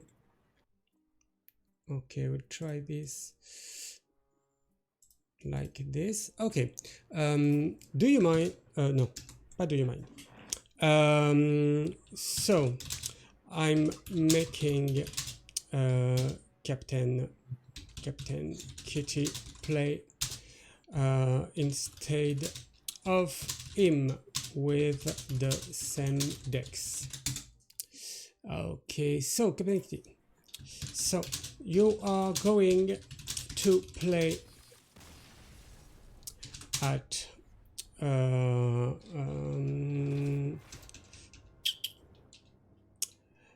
to play instead of Max VDP versus Yala. You have to play the same decks as him. Okay. Do a region room, please. Yes, please. So we won't see this max VP, but it's not a big deal. Okay, it's back. Sorry for the problem. Okay. So Max is back? Is that what you're saying? Yeah. Just a second. Is back. Okay. I'm with Max GDP. He seems to be back. Are you okay to restart the game, or will it be easier to make Captain Kitty play? Attends, on me parle ici aussi. Where is Yala? So, okay. What is it? Just a second. Max VDP seems to be live again. So that's those kinds of moments that we are waiting for the broadcast. You know, those technical issues make up live. You know, what would a live be if it didn't have anything going wrong every once in a while, right? Yeah. It wouldn't be the same. It would be like pre-recorded stuff. It's like when you cook something. If you cook something but it's been prepared before, you could check it was perfect before. It's not as spicy as if you make it on the moment and then you realize there may be, you know, one or two flaws, but still tastes good and you know it's fresh and everything. Yeah, so I cannot see Max VDP in the friend list, but he's talking to me on Discord. He's talking to me very slowly, but he's talking to me. It's a Dutch keyboard, so it may be more difficult to write fast. I would not go that route. I don't know how Dutch keyboards look, and as far as I know, I don't the know. most annoying keyboards are the French keyboards because we No, morons. Yeah. It's a QWERTY one. QWERTY one's an English Nah. one. Do you have any idea how often I have to change my key bindings when I download a new game? Because somehow we decided we should have AZERTY instead of QWERTY. It is insane. So Okay. yeah, I'm sure the Dutch have a normal keyboard and it's much better. Okay. So, Captain Kitty, you can play on his behalf. Oh, that was It nicely will. said. Thanks. It will be easier. Okay. So, Yala. Oh, okay. You'll face Captain Kitty. Do you want to cue the same matchup? Do you want to cue the same matchup? Okay. No, smart decision. No. I guess it would make sense that they queue the same decks. Yeah. Okay, I'm telling him. Okay, just a few seconds and we go. Yes, but we won't take any chance. So you're in. You have to play the same matchup as chosen before. Okay, so here we are. I guess. Could be. I think someone accepted a friend invite, so it has to be Max VDP, but I don't see him in my list. Okay, I to seen this. Oh, Okay. is he not appearing offline? Wait, no, because his teammates could spectate him. Okay, so it's not a Max VDP, but it's Captain Kitty. Where is Captain Kitty? Yeah, Captain Kitty who managed to win his game.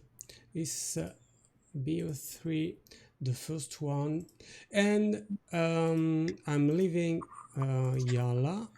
And did he start? Yep, it started. We were in the mulligan. Yarla doesn't have the Incanter's Flow this time, at least not before the end of the mulligan. He's got Primordial Studies, which he decides to throw back to the deck looking for power plays such as this very good-looking turn 1 Font of Power, followed up by a good-looking potential turn 4 deck of Lunacy as well in the hand right now. And yes, did he keep this deck of lunacy, or is it a card that have been mulliganed? It came back from the deck after the Okay. mulligan. It was not here in the beginning. Okay, thanks. Okay, so let's Okay. see. Here he can decide to just draw a card, or he can greed and hope to find more stuff. But I think, yeah, it makes sense to draw now.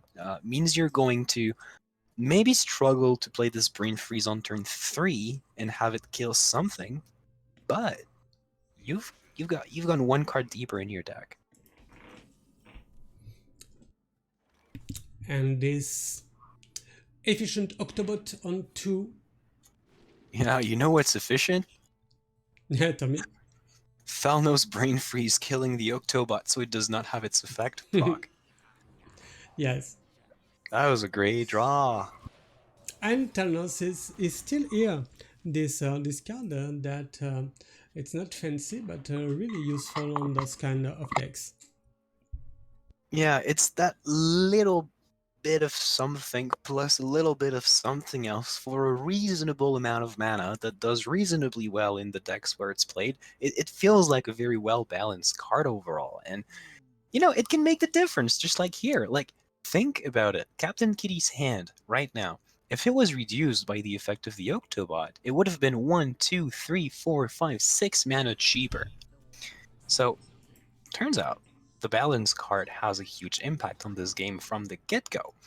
And we see Captain Kitty here finding a good early game for himself. He could choose to go Devolving Missiles to deny the draw for Yarla next turn, if he so chooses. Or he can go with the Flurry because it's cheaper and does things for later, like when Apex's Blast, is going to be played. Okay. Freeze a random minion. Okay. Flurry. Yeah. Devolving missiles. Missiles. Uh, Missiles. missiles. It's lineups. The cynical me inside wants to say GG because Deck of Lunacy was just played and there's not much pressure to be dealt with right now. Yarla has access to a ton of very efficient draw because it is going to come from Refreshing Spring Water next turn, giving him very strong cards from the deck. And it is now time for Captain Kitty to find ways to be pressuring this turn. Uses the missile, makes sure that Yarla does not get this additional draw, but he is not quite aggressive just yet. Like, next turn he can play Jandasbarov, and it's great. Um, But the amount of pressure that he's going to apply right now it's not looking that insane. What do you think about this positioning here? I think that this augmentation play is really tempo. About the positioning, maybe not. Yeah, I guess you could have make this one maker at the center because of the spell that this damage. Uh, Combustion? yeah, that's it. Yeah, I wanted to know if there was something else because I didn't see any reason to do it this way. Seems you have to agree with me right now. Um, Captain Kitty chooses to oppose pressure with pressure, Oof. and it's a it's a battle of who's going to be the most aggressive. And I'm afraid that this is a game the rogue wins Oh, very often. okay. You have to deal with those two mana whims. And I think he is able to do it this turn, right? Yeah. Uh, Yeah. Hmm. I was thinking about keeping this blue elephant. What is it? Fleece? No, fleece. Soof, the blue elephant, alive, and make him trade the mana worm. yeah, it was At least one. Fleet Tooth Elephant. He could have kept it, but I think the reasoning here for Captain Kitty is he'd rather have 4 health on the minion than less health and another minion, because this way it has to be playing better around, I don't know, Consecration, for example, Hmm. which could be found off of the deck of Lunacy. Does make a difference also with Nagrin Slam, because the what are they called? The the clef hoofs. They deal 3 damage, meaning they're going to leave this minion alive or they're going to attack it.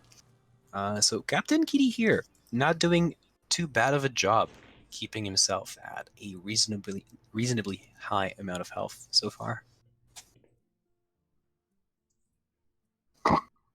And as I said before, the first week, Czech Republic played versus Turkey, and Turkey had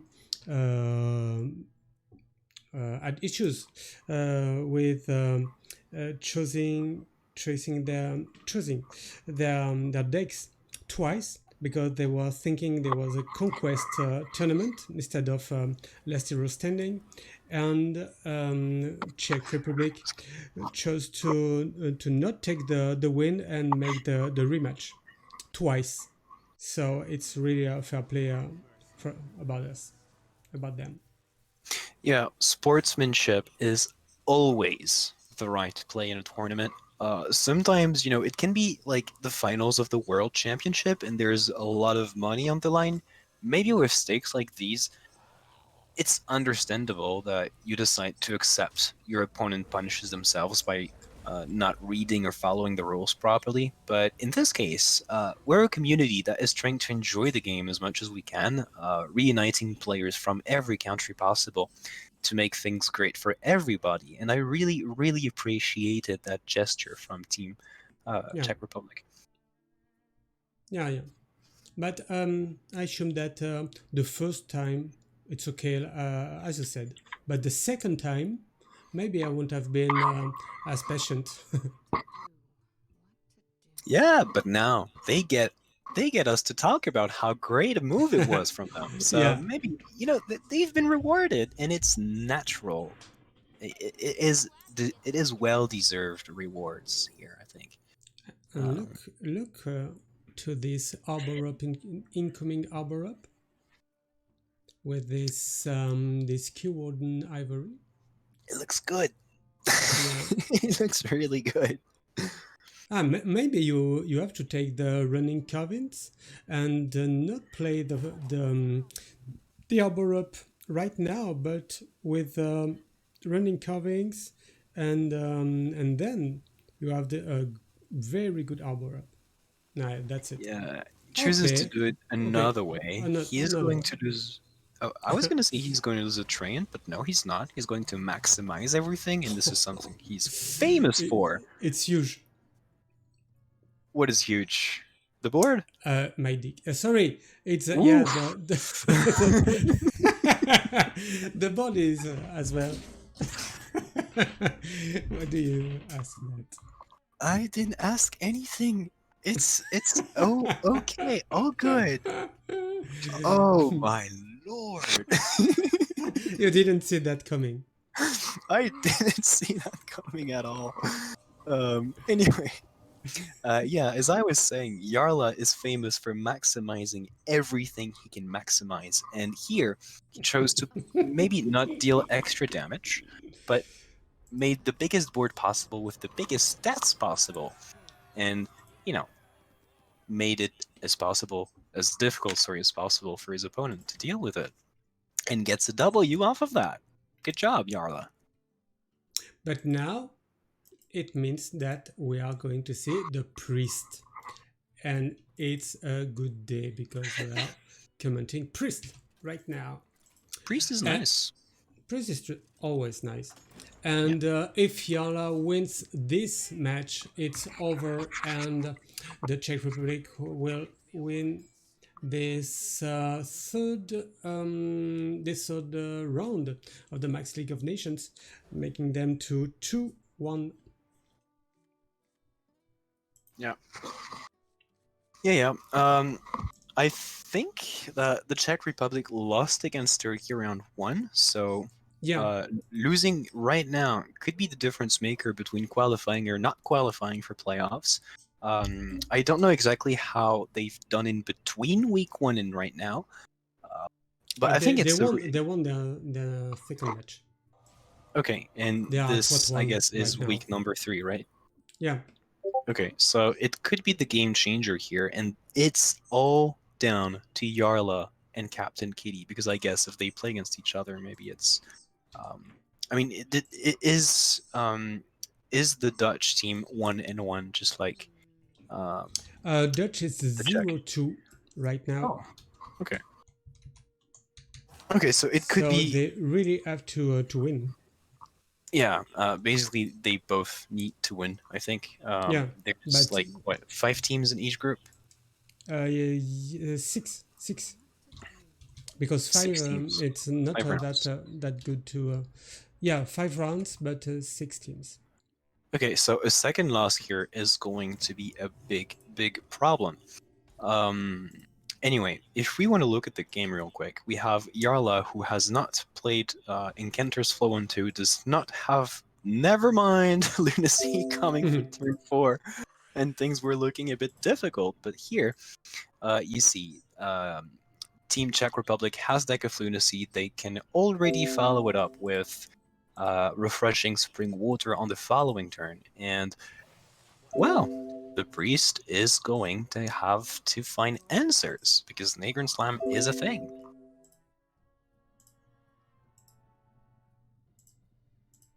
Just a second, I'm checking something. Sure. Captain Kitty now has one mission, and it is to win in Fatigue against Yarla. Sometimes what he can do is develop a board presence that is going to make it difficult for Yarla to develop himself, but if he does not find any relevant minions that he can play on board, he can try and find, for example, 2-mana Xarella, just like what he's got right now, and to follow it up with maybe discovered Raised Deads, tons of healing, maybe generated Soul Mirrors, and if he is able to sit at a comfortable amount of health, it definitely has the potential to win him the game. Now we can see Yarla drawing Nagrin Slam. Yeah, And another time. yeah, you could say Nagrin Slam is going to be incredible next turn, but it's going to be even better on the following turn because he's going to be able to play Vivid Spores on it, which more often than not are going to seal the deal. And I'll be back in a second.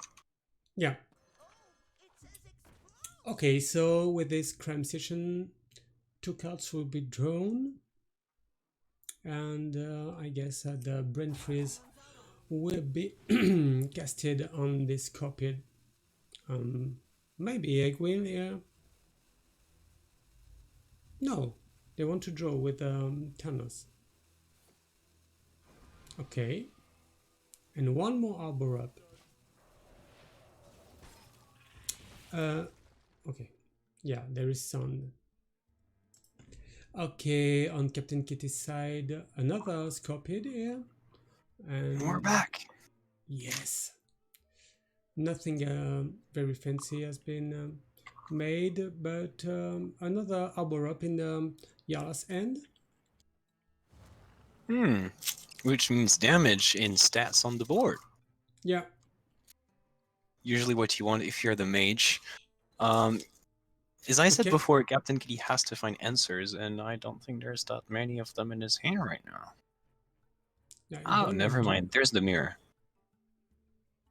You, you don't want to play this Isera soon because you have you not enough room in your hand. So will it be Eye of Cthulhu? Yeah. It's the worst spell from Toon.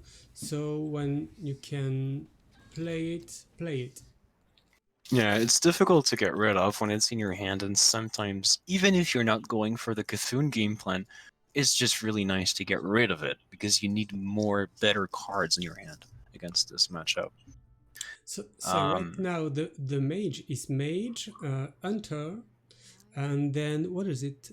I guess it's priest, and then warlock, and then more priest. It's also shaman.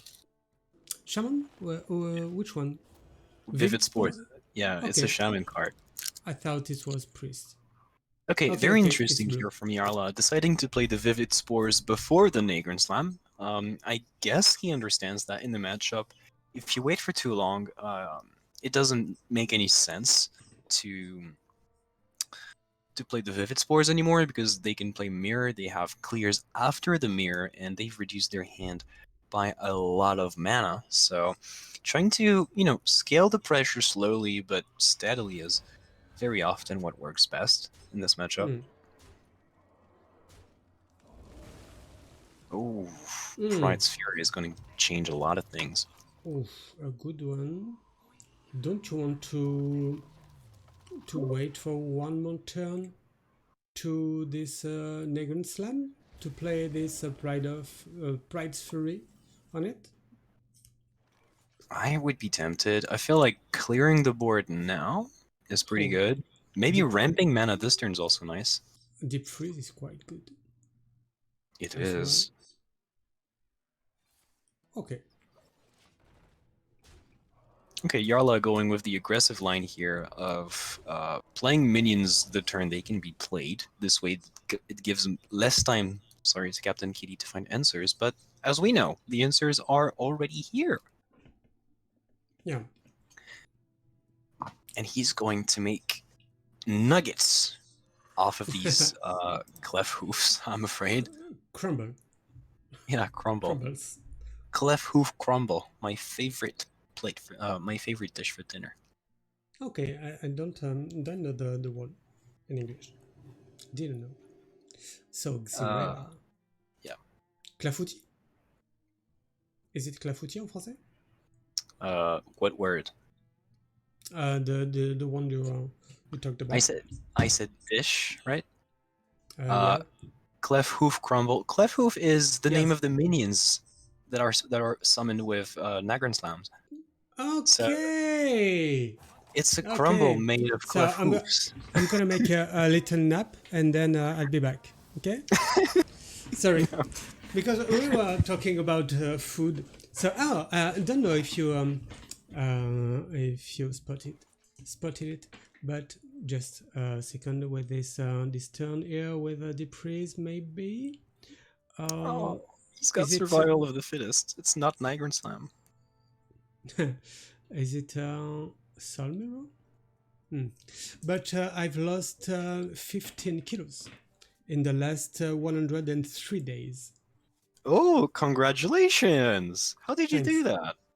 I didn't eat any sugar, Okay, and have any you been at all.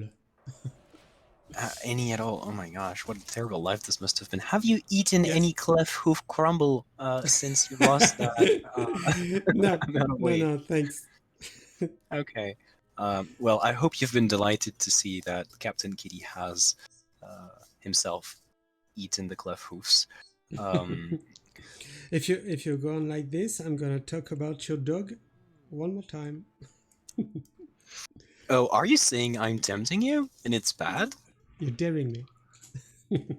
Look at these water elementals. Don't they look like ice cream? No, no, I'm done with my diet, so Okay. I can eat now. So everything Okay. is okay now. Yeah, I'm Oh, kidding, but I saw it on Twitter and I was really, really happy for you. And this is why also I made the joke. I know that it's over. Um, we have here someone who's called Captain Kitty and who is in great shape with this game yes. because it looks like he's going to be able to fatigue Yarla unless Yarla finds really, really strong board presence he can develop and keep because there's a lot of removal remaining in Captain Kitty's deck. It may not be in the hand just yet, but it's going to be there at some point. You see, we have Renew to generate more answers. At some point, he's going to be able to play Zera to find Awaken, which is also going to clear a lot of stuff. And Yala, he's got Survival of the Fittest, he's got Bright's Fury, but nothing to play with it. And it's not even like he can play Soul Mirror and buff what he gets from it because he's just going to clear. I have Things are looking hard. a result for this Max League of Nations. Germany just has just beaten Italy 2-1. Germany is Seiko, Zirius, and Be Quiet. And Hmm. Italy is Pignas, Cagnetta, 99, and Turner. Oh, okay. Well, good job on Germany taking down on those players. And we see Yarla finally found something really, really good to develop in the next couple of turns. Um, did you know that Expendable Performers was a card that existed before Lunacy Mage? Sorry? Did you know that Expendable Performers, the card that Yeah. is on the right of Yarla's hand, was the card that existed No. before? I've seen many times. Yeah, yeah. I've seen it played in Demon Hunter, Token Demon Hunter, with the card that says when a friendly minion dies, deals 3 damages, 2 damage. I guess something Okay, like that. so you're one of those who keeps track of what people play because this was a really niche deck that appeared for a very short period of time, and I'm glad that you've noticed it because I think almost no one saw it. So maybe it's going to be time for Yarla to go ahead and do the play that we suggested before, which is play the performers and buff them to death, so they're not clearable by, say, I don't know, Awaken Hysteria, for example. No, don't you like the running curves in Rush and then Survival of the Fittest? It It will is be an option. 466. Yeah, yeah, it is an option, but I think what Yarla has to do really right now is develop something that cannot be dealt with instead of trying to deal with things himself. Um, Okay, I like the Flame Strike. Yeah. Okay. yeah, he found even better than us in Flame Okay. Strike and Yeah. taking 7 traits. And look at these 3/7s. What's Captain Kitty going to do about them? Yeah. Oh, this is big because now he has the clear. Yeah. With this Ivera Awakens. Yep, and I would not be surprised if we saw Yarla concede right after. Um, what's left in the deck? He's got 3 cards. I don't know their cost, their initial cost, so I cannot tell you what is going to be the pool of cards it can be from. But if his top deck is not very, very solid, I feel like Captain Kitty is just holding on to win right now. Heart of Cthulhu was also in the hand. I didn't notice it. He did have the clear before drawing the Condemn.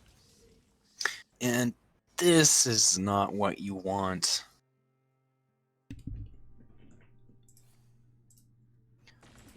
Fortunately enough, he does have another wave of minions he can play this turn. 4/6/6s is pretty good, but now, as you can see, there is the answer in Captain Kitty's hand, and I don't know. I really don't know how Yarla wins this game from now on. Yeah. Do you think is in this matchup this Illusia can be played? Sometimes it can be played when your opponent has a big hand and you don't really have anything to do, so you can use their stuff, but it usually comes after they've drawn a lot of cards and decided to keep drawing because, you know, the draws are usually cheap in this deck, so it's never difficult to draw and play stuff in the same turn. But if they do decide to draw a lot and not develop anything, they open themselves to a good Illusia play, which I feel like good players usually will not fall into the trap of offering their opponent. Okay, Ice Barrier Yeah, instead okay. of Demonic Blast. Yeah, it does make it a little bit annoying for Captain Kitty because now he has to think about every possible secret. We know it's probably the most irrelevant one of them, but okay, he's chilling. Doesn't seem like he wants to get rid of the secret just yet. You can keep this desperate prayer to check on probably eventual probably counterspell. Likely, yeah, for Likely. an, Thanks. any possible counterspell. Yep. But I feel like Yarla now is left with no option. He saw that Captain Kitty was very strict with his own play. He doesn't play anything until he really has to, and that forces Yarla to develop. But without development, it never works. So now we won't see this mage anymore, and we'll have this paladin when Captain Kitty comes back because he left a second. And it's the last game of this confrontation because both team has one BO and one game in this last BO. Will it be Netherlands winning his first match in his Max League of Nations or Czech Republic will get his second victories? What do you think? What do you think about this paladin versus There's this there's no priest?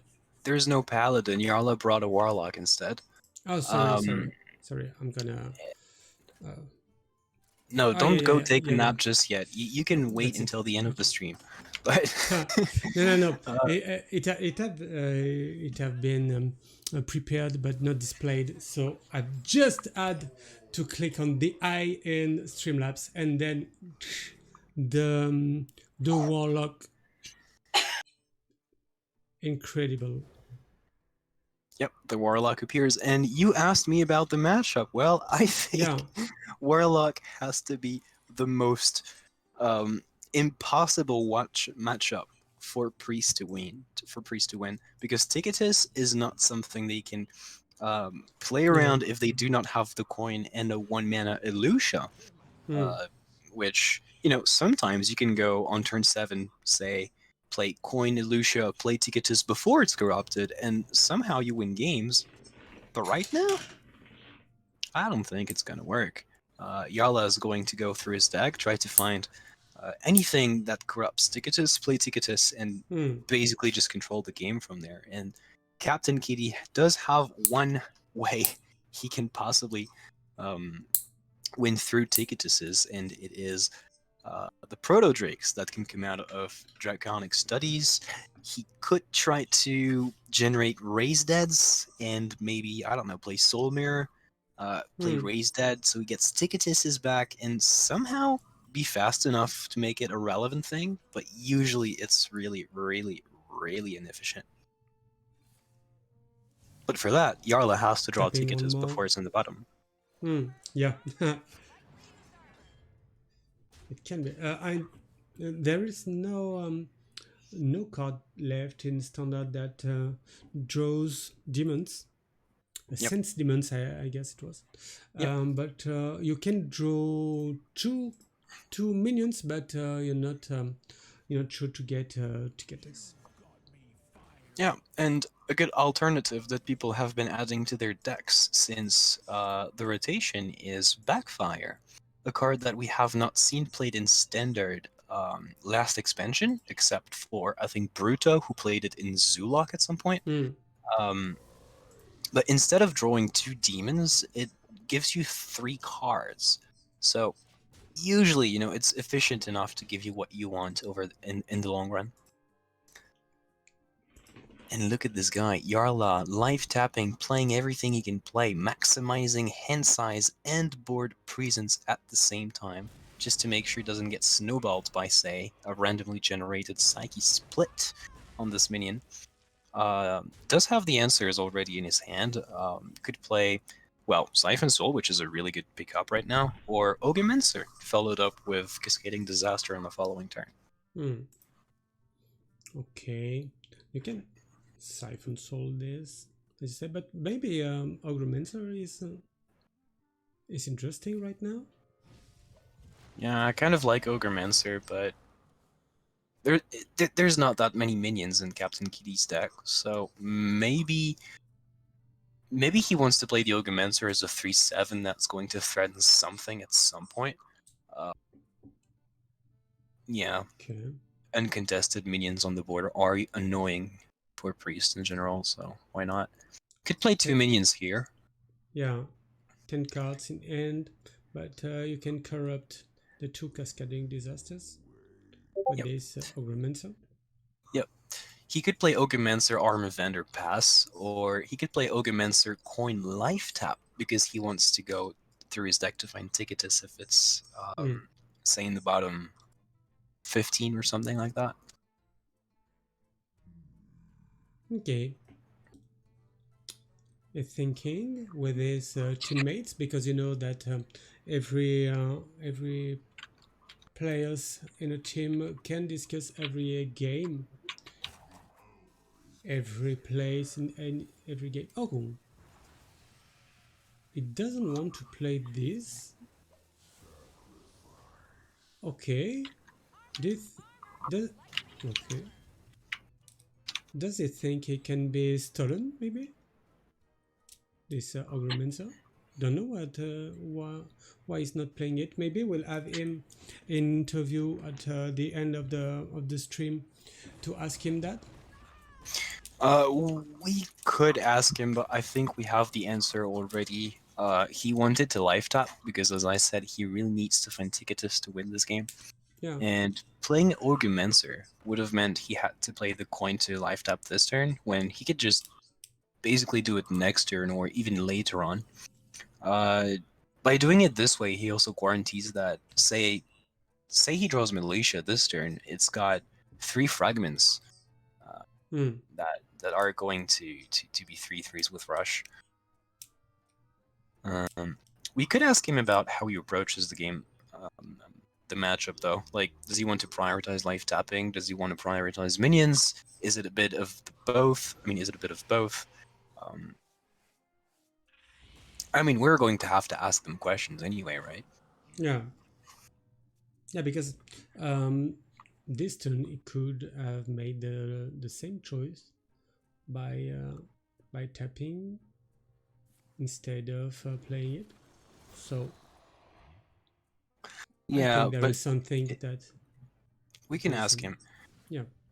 I think it's fine that he did it this way though, because he does give up on 1 life tap, but it maximizes the odds of not only him keeping control of the board, but also being able to life tap and play cards in the following turns. Because just like with Eye of Cthulhu, which we talked about last game, Ulgamancer sometimes is a very dead, expensive card in your hand that you have to get rid of, and playing it now, ensuring you can play Nether if it goes wrong at any moment, is probably the best thing to do right now. Silas. Huh. Is there any wacky thing you can do with Silas in the matchup? I don't think so, but... Mm, you can steal a 10-10, but Sorry, you could steal what? 10-10, Oh, Yashraj, yeah. yeah. Could But do that. there is no um, what is it? Death rattle minion, Mm-hmm. I guess, and nothing with effects. No, only a big minions that could be stolen with this. But you can steal this Augmentor too, and give this little dragon. Mm-hmm. Yeah. Okay, He cascading plays... disaster here. Yeah, Could be gets rid of it. He's got plenty of minion removal in his hand, so... At any moment, say that Ticketus is the last card in his deck. If he draws Yashraj, he knows he already has 2 minions that can die on the following turn, just playing the Cascading Disaster. Actually 3 minions, because he's been corrupted twice. okay. So what is this now? No, Salmira's not that interesting. This is game number 2, right? 3. It's 1-1 already. Oh, what happened? Oh yeah. Yarla won with his mage in game 1. I remember now. Against the rogue. Okay.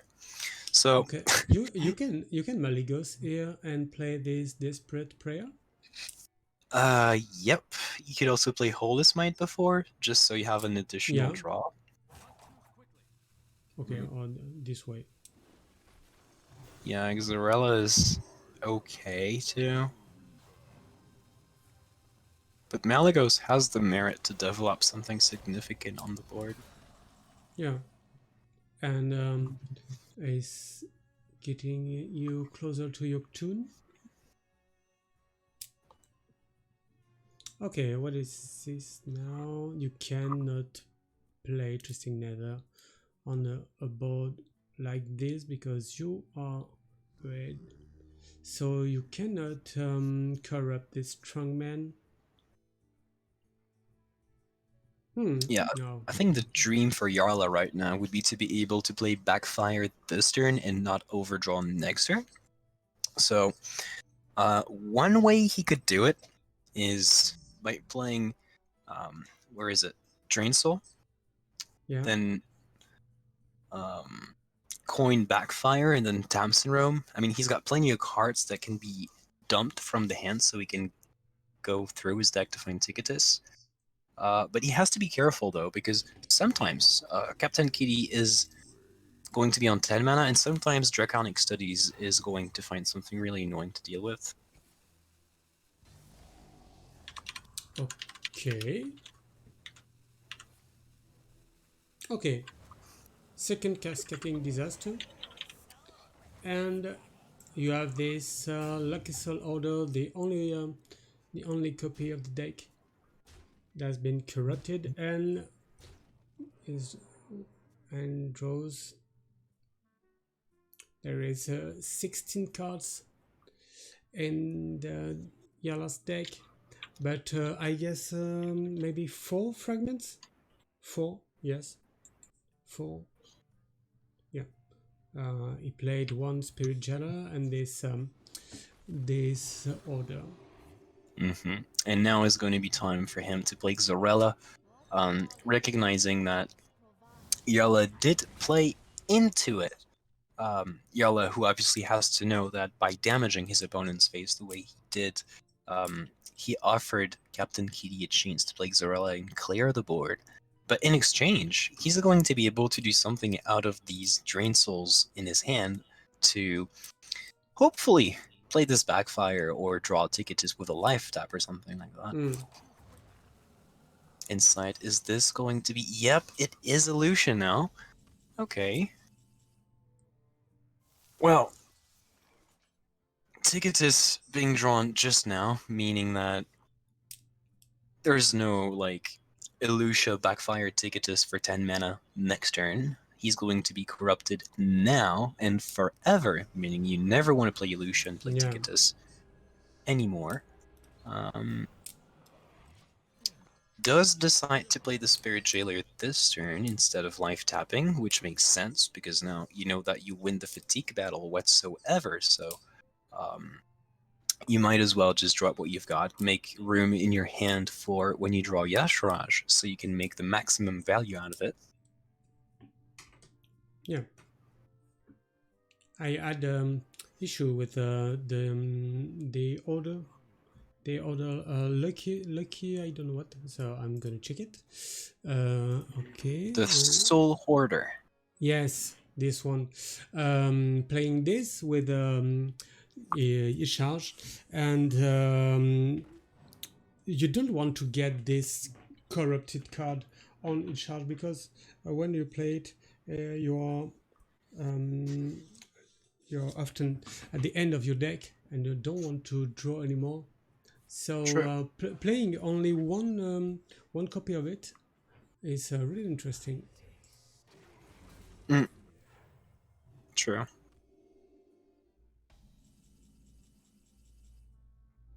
Okay. Oh, there it is, Oh, the Yashraj. All right. you can Okay. brand soul and Tigatus. Yep. Looks like a very decent plate to me. I don't think you want to life tap anyway because, as we said, Yashraj is in the hand. If you really need more cards, you can always play Backfire, but really, you would just be damaging Oh, yourself if you were no to play more. more cards. Is there no more Ktun? Yep, no more win condition, you can say. Yeah, no more priest, maybe. Yeah, and probably no more Dutch either. No more Dutch team. And no more stream. Thank you. See you next time. Oh my lord. Yeah, this is what we said earlier in the game. Warlock against Priest is, I would not say unfair, I would say disgusting matchup. Because it's not like you're just slightly in favored and you've got side plans you can try to go for, play to your outs and everything. It is literally impossible to win if you don't draw exactly Elucia with for 1 mana and the coin, or if Ticketus is not the last card in the deck. On the And chat, we have yeah, GT. Brinkers saying that priest can win with pressure, but you can have pressure with this deck, this control deck. You have 4 or 5 maybe minions, and the pressure is too late when you have your dragon. It's a 4/12. It's not very pressuring anything. I So think he's alluding to the Planex I talked to you earlier about, where Priest can play Draconic Studies, find Death Rattle dragons, and yeah. copy them with a randomly generated Psyche split, for example. The problem is, usually, it happens very late in the game, and cards like Twisting Nether, Cascading Disaster, Hysteria, they're going to make basically a mess out of this plan. Like, there's not much you're going to be able to do with it. So, it can happen. Could be build dependent, but really it's a niche scenario that happens very rarely, at least from my experience. Maybe there's more to it. Do you think we'll see a Silas here? Good question. I think we could see a Silas, but what Yarla really wants to do here is get rid of whatever could possibly go wrong. So he's going to get rid of every RNG possible. He's going to, play the renew, find something terrible to give to his opponent. Soul Rend is a great Soren. example of a card. Yep. Soren is not that bad. You don't want to give Raise that though, because you don't want them to somehow generate something annoying. Why give them minions? I mean, just play Soul Rend, make their deck as empty as you possibly can, and watch them die is the plan. It's at the end. I feel uncomfortable for this priest. And GG, the Czech Republic. We're gonna have them on interview, I guess. I'm gonna ask them. Okay, is it okay for a little interview on Discord? Okay. Oh, it's offline.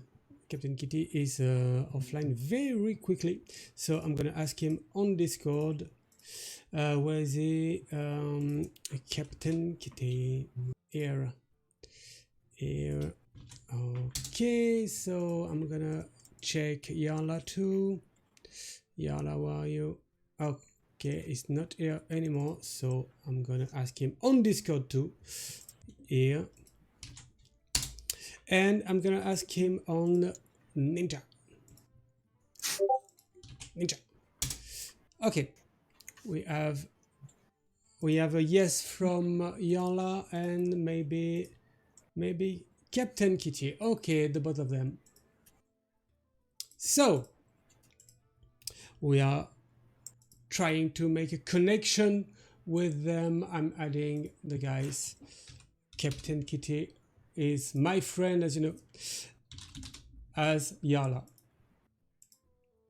Okay, calling them. Here they are. Hi, Captain Kitty, how are you? Good afternoon. Doing kind of well, I guess. Interesting last series, but Hello? Yes. Hi. Yes, hi, Yala. How are you? I'm fine.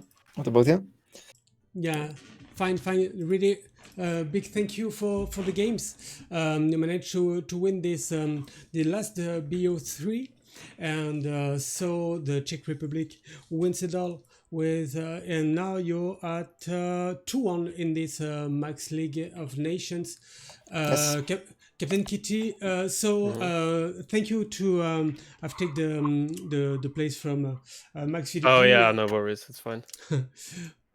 So what was the difference between the first match you played at the start of the stream and the last one versus Yala? What do you think? It was a matter of lineup? Yeah, I mean, we had a different ban in the second game, so that made quite a difference, I think.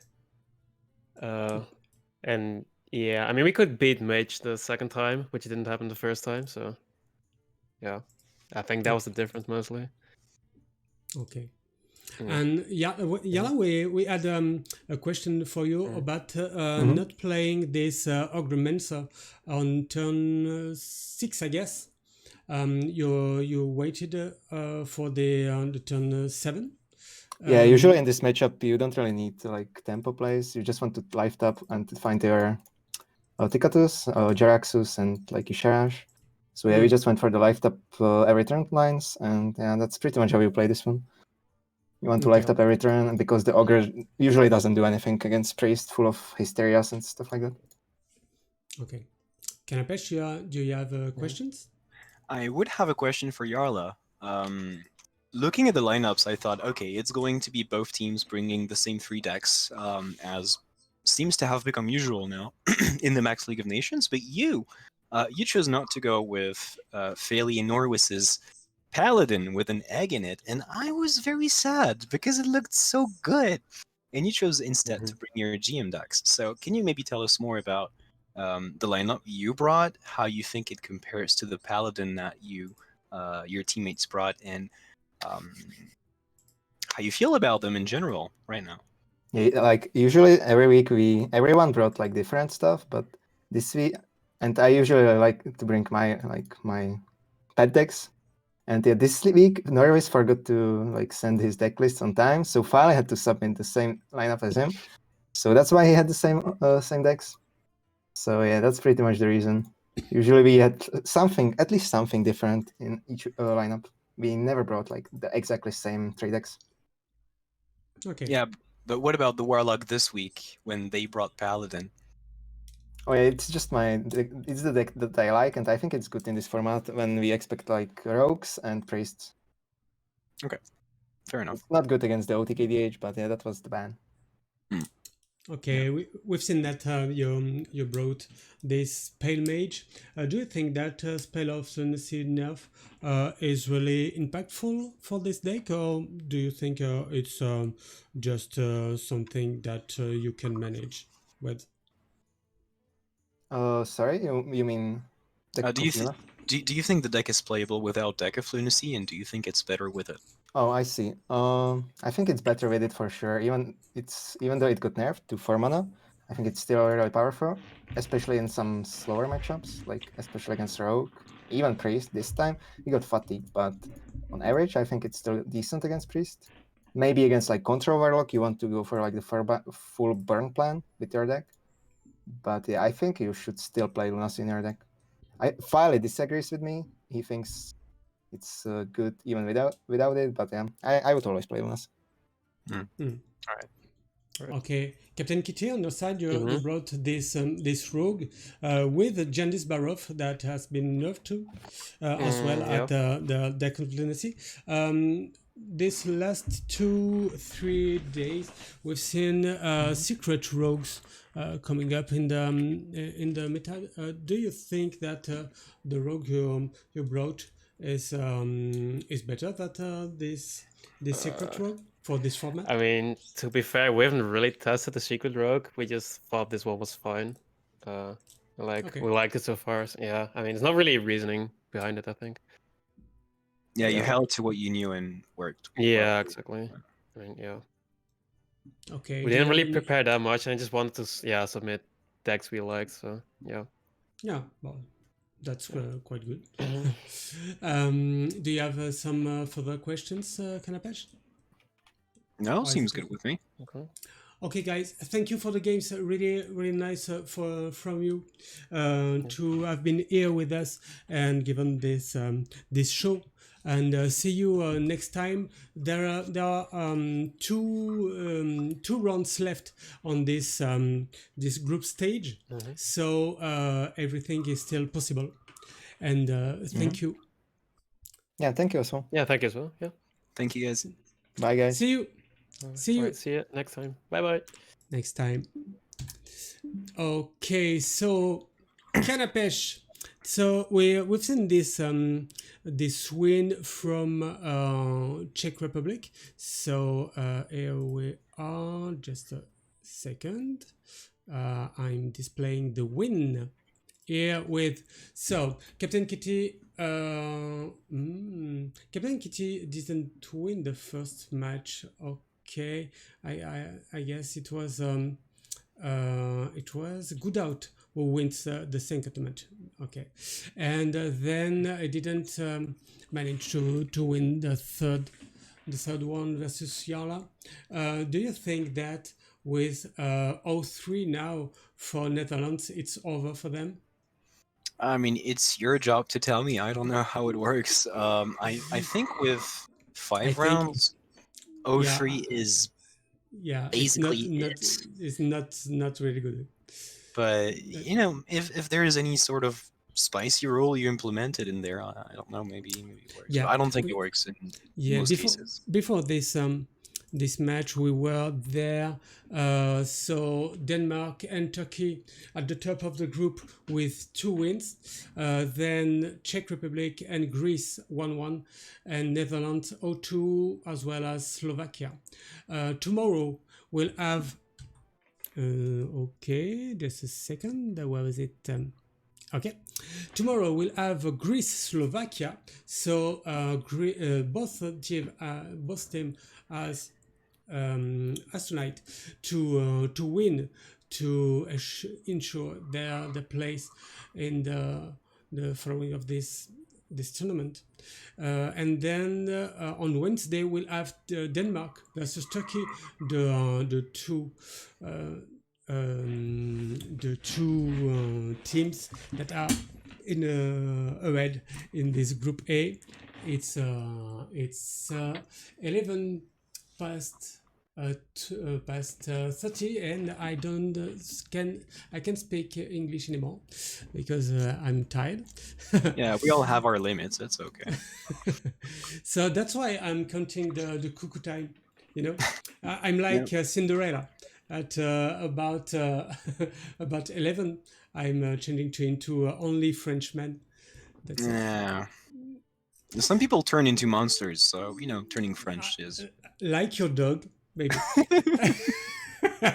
Oh, by the way, I said I would show you on stream, but he's not in the room right now, so I guess it's gonna be for another Okay, time. so you have to come back the next time that Kanapesh will be here with me to check the dog, and we'll have a poll to see what what the viewers think about it. I agree with this initiative with only one condition. Yeah, The only answer has to be yes, it's awesome. yeah, I managed something like that, not something like that. Okay, Mhm. and we'll have the final of the Max Tavern Cup on Sunday. Thank you, Kanapesh. We've seen a good series tonight, and this win of this the Czech Republic team is really interesting for the next week with round 4 and round 5. I assume they have not played against Denmark and against Greece, is it? No. Denmark and Slovakia, je crois. Slovakia, I guess. Okay. So thank you.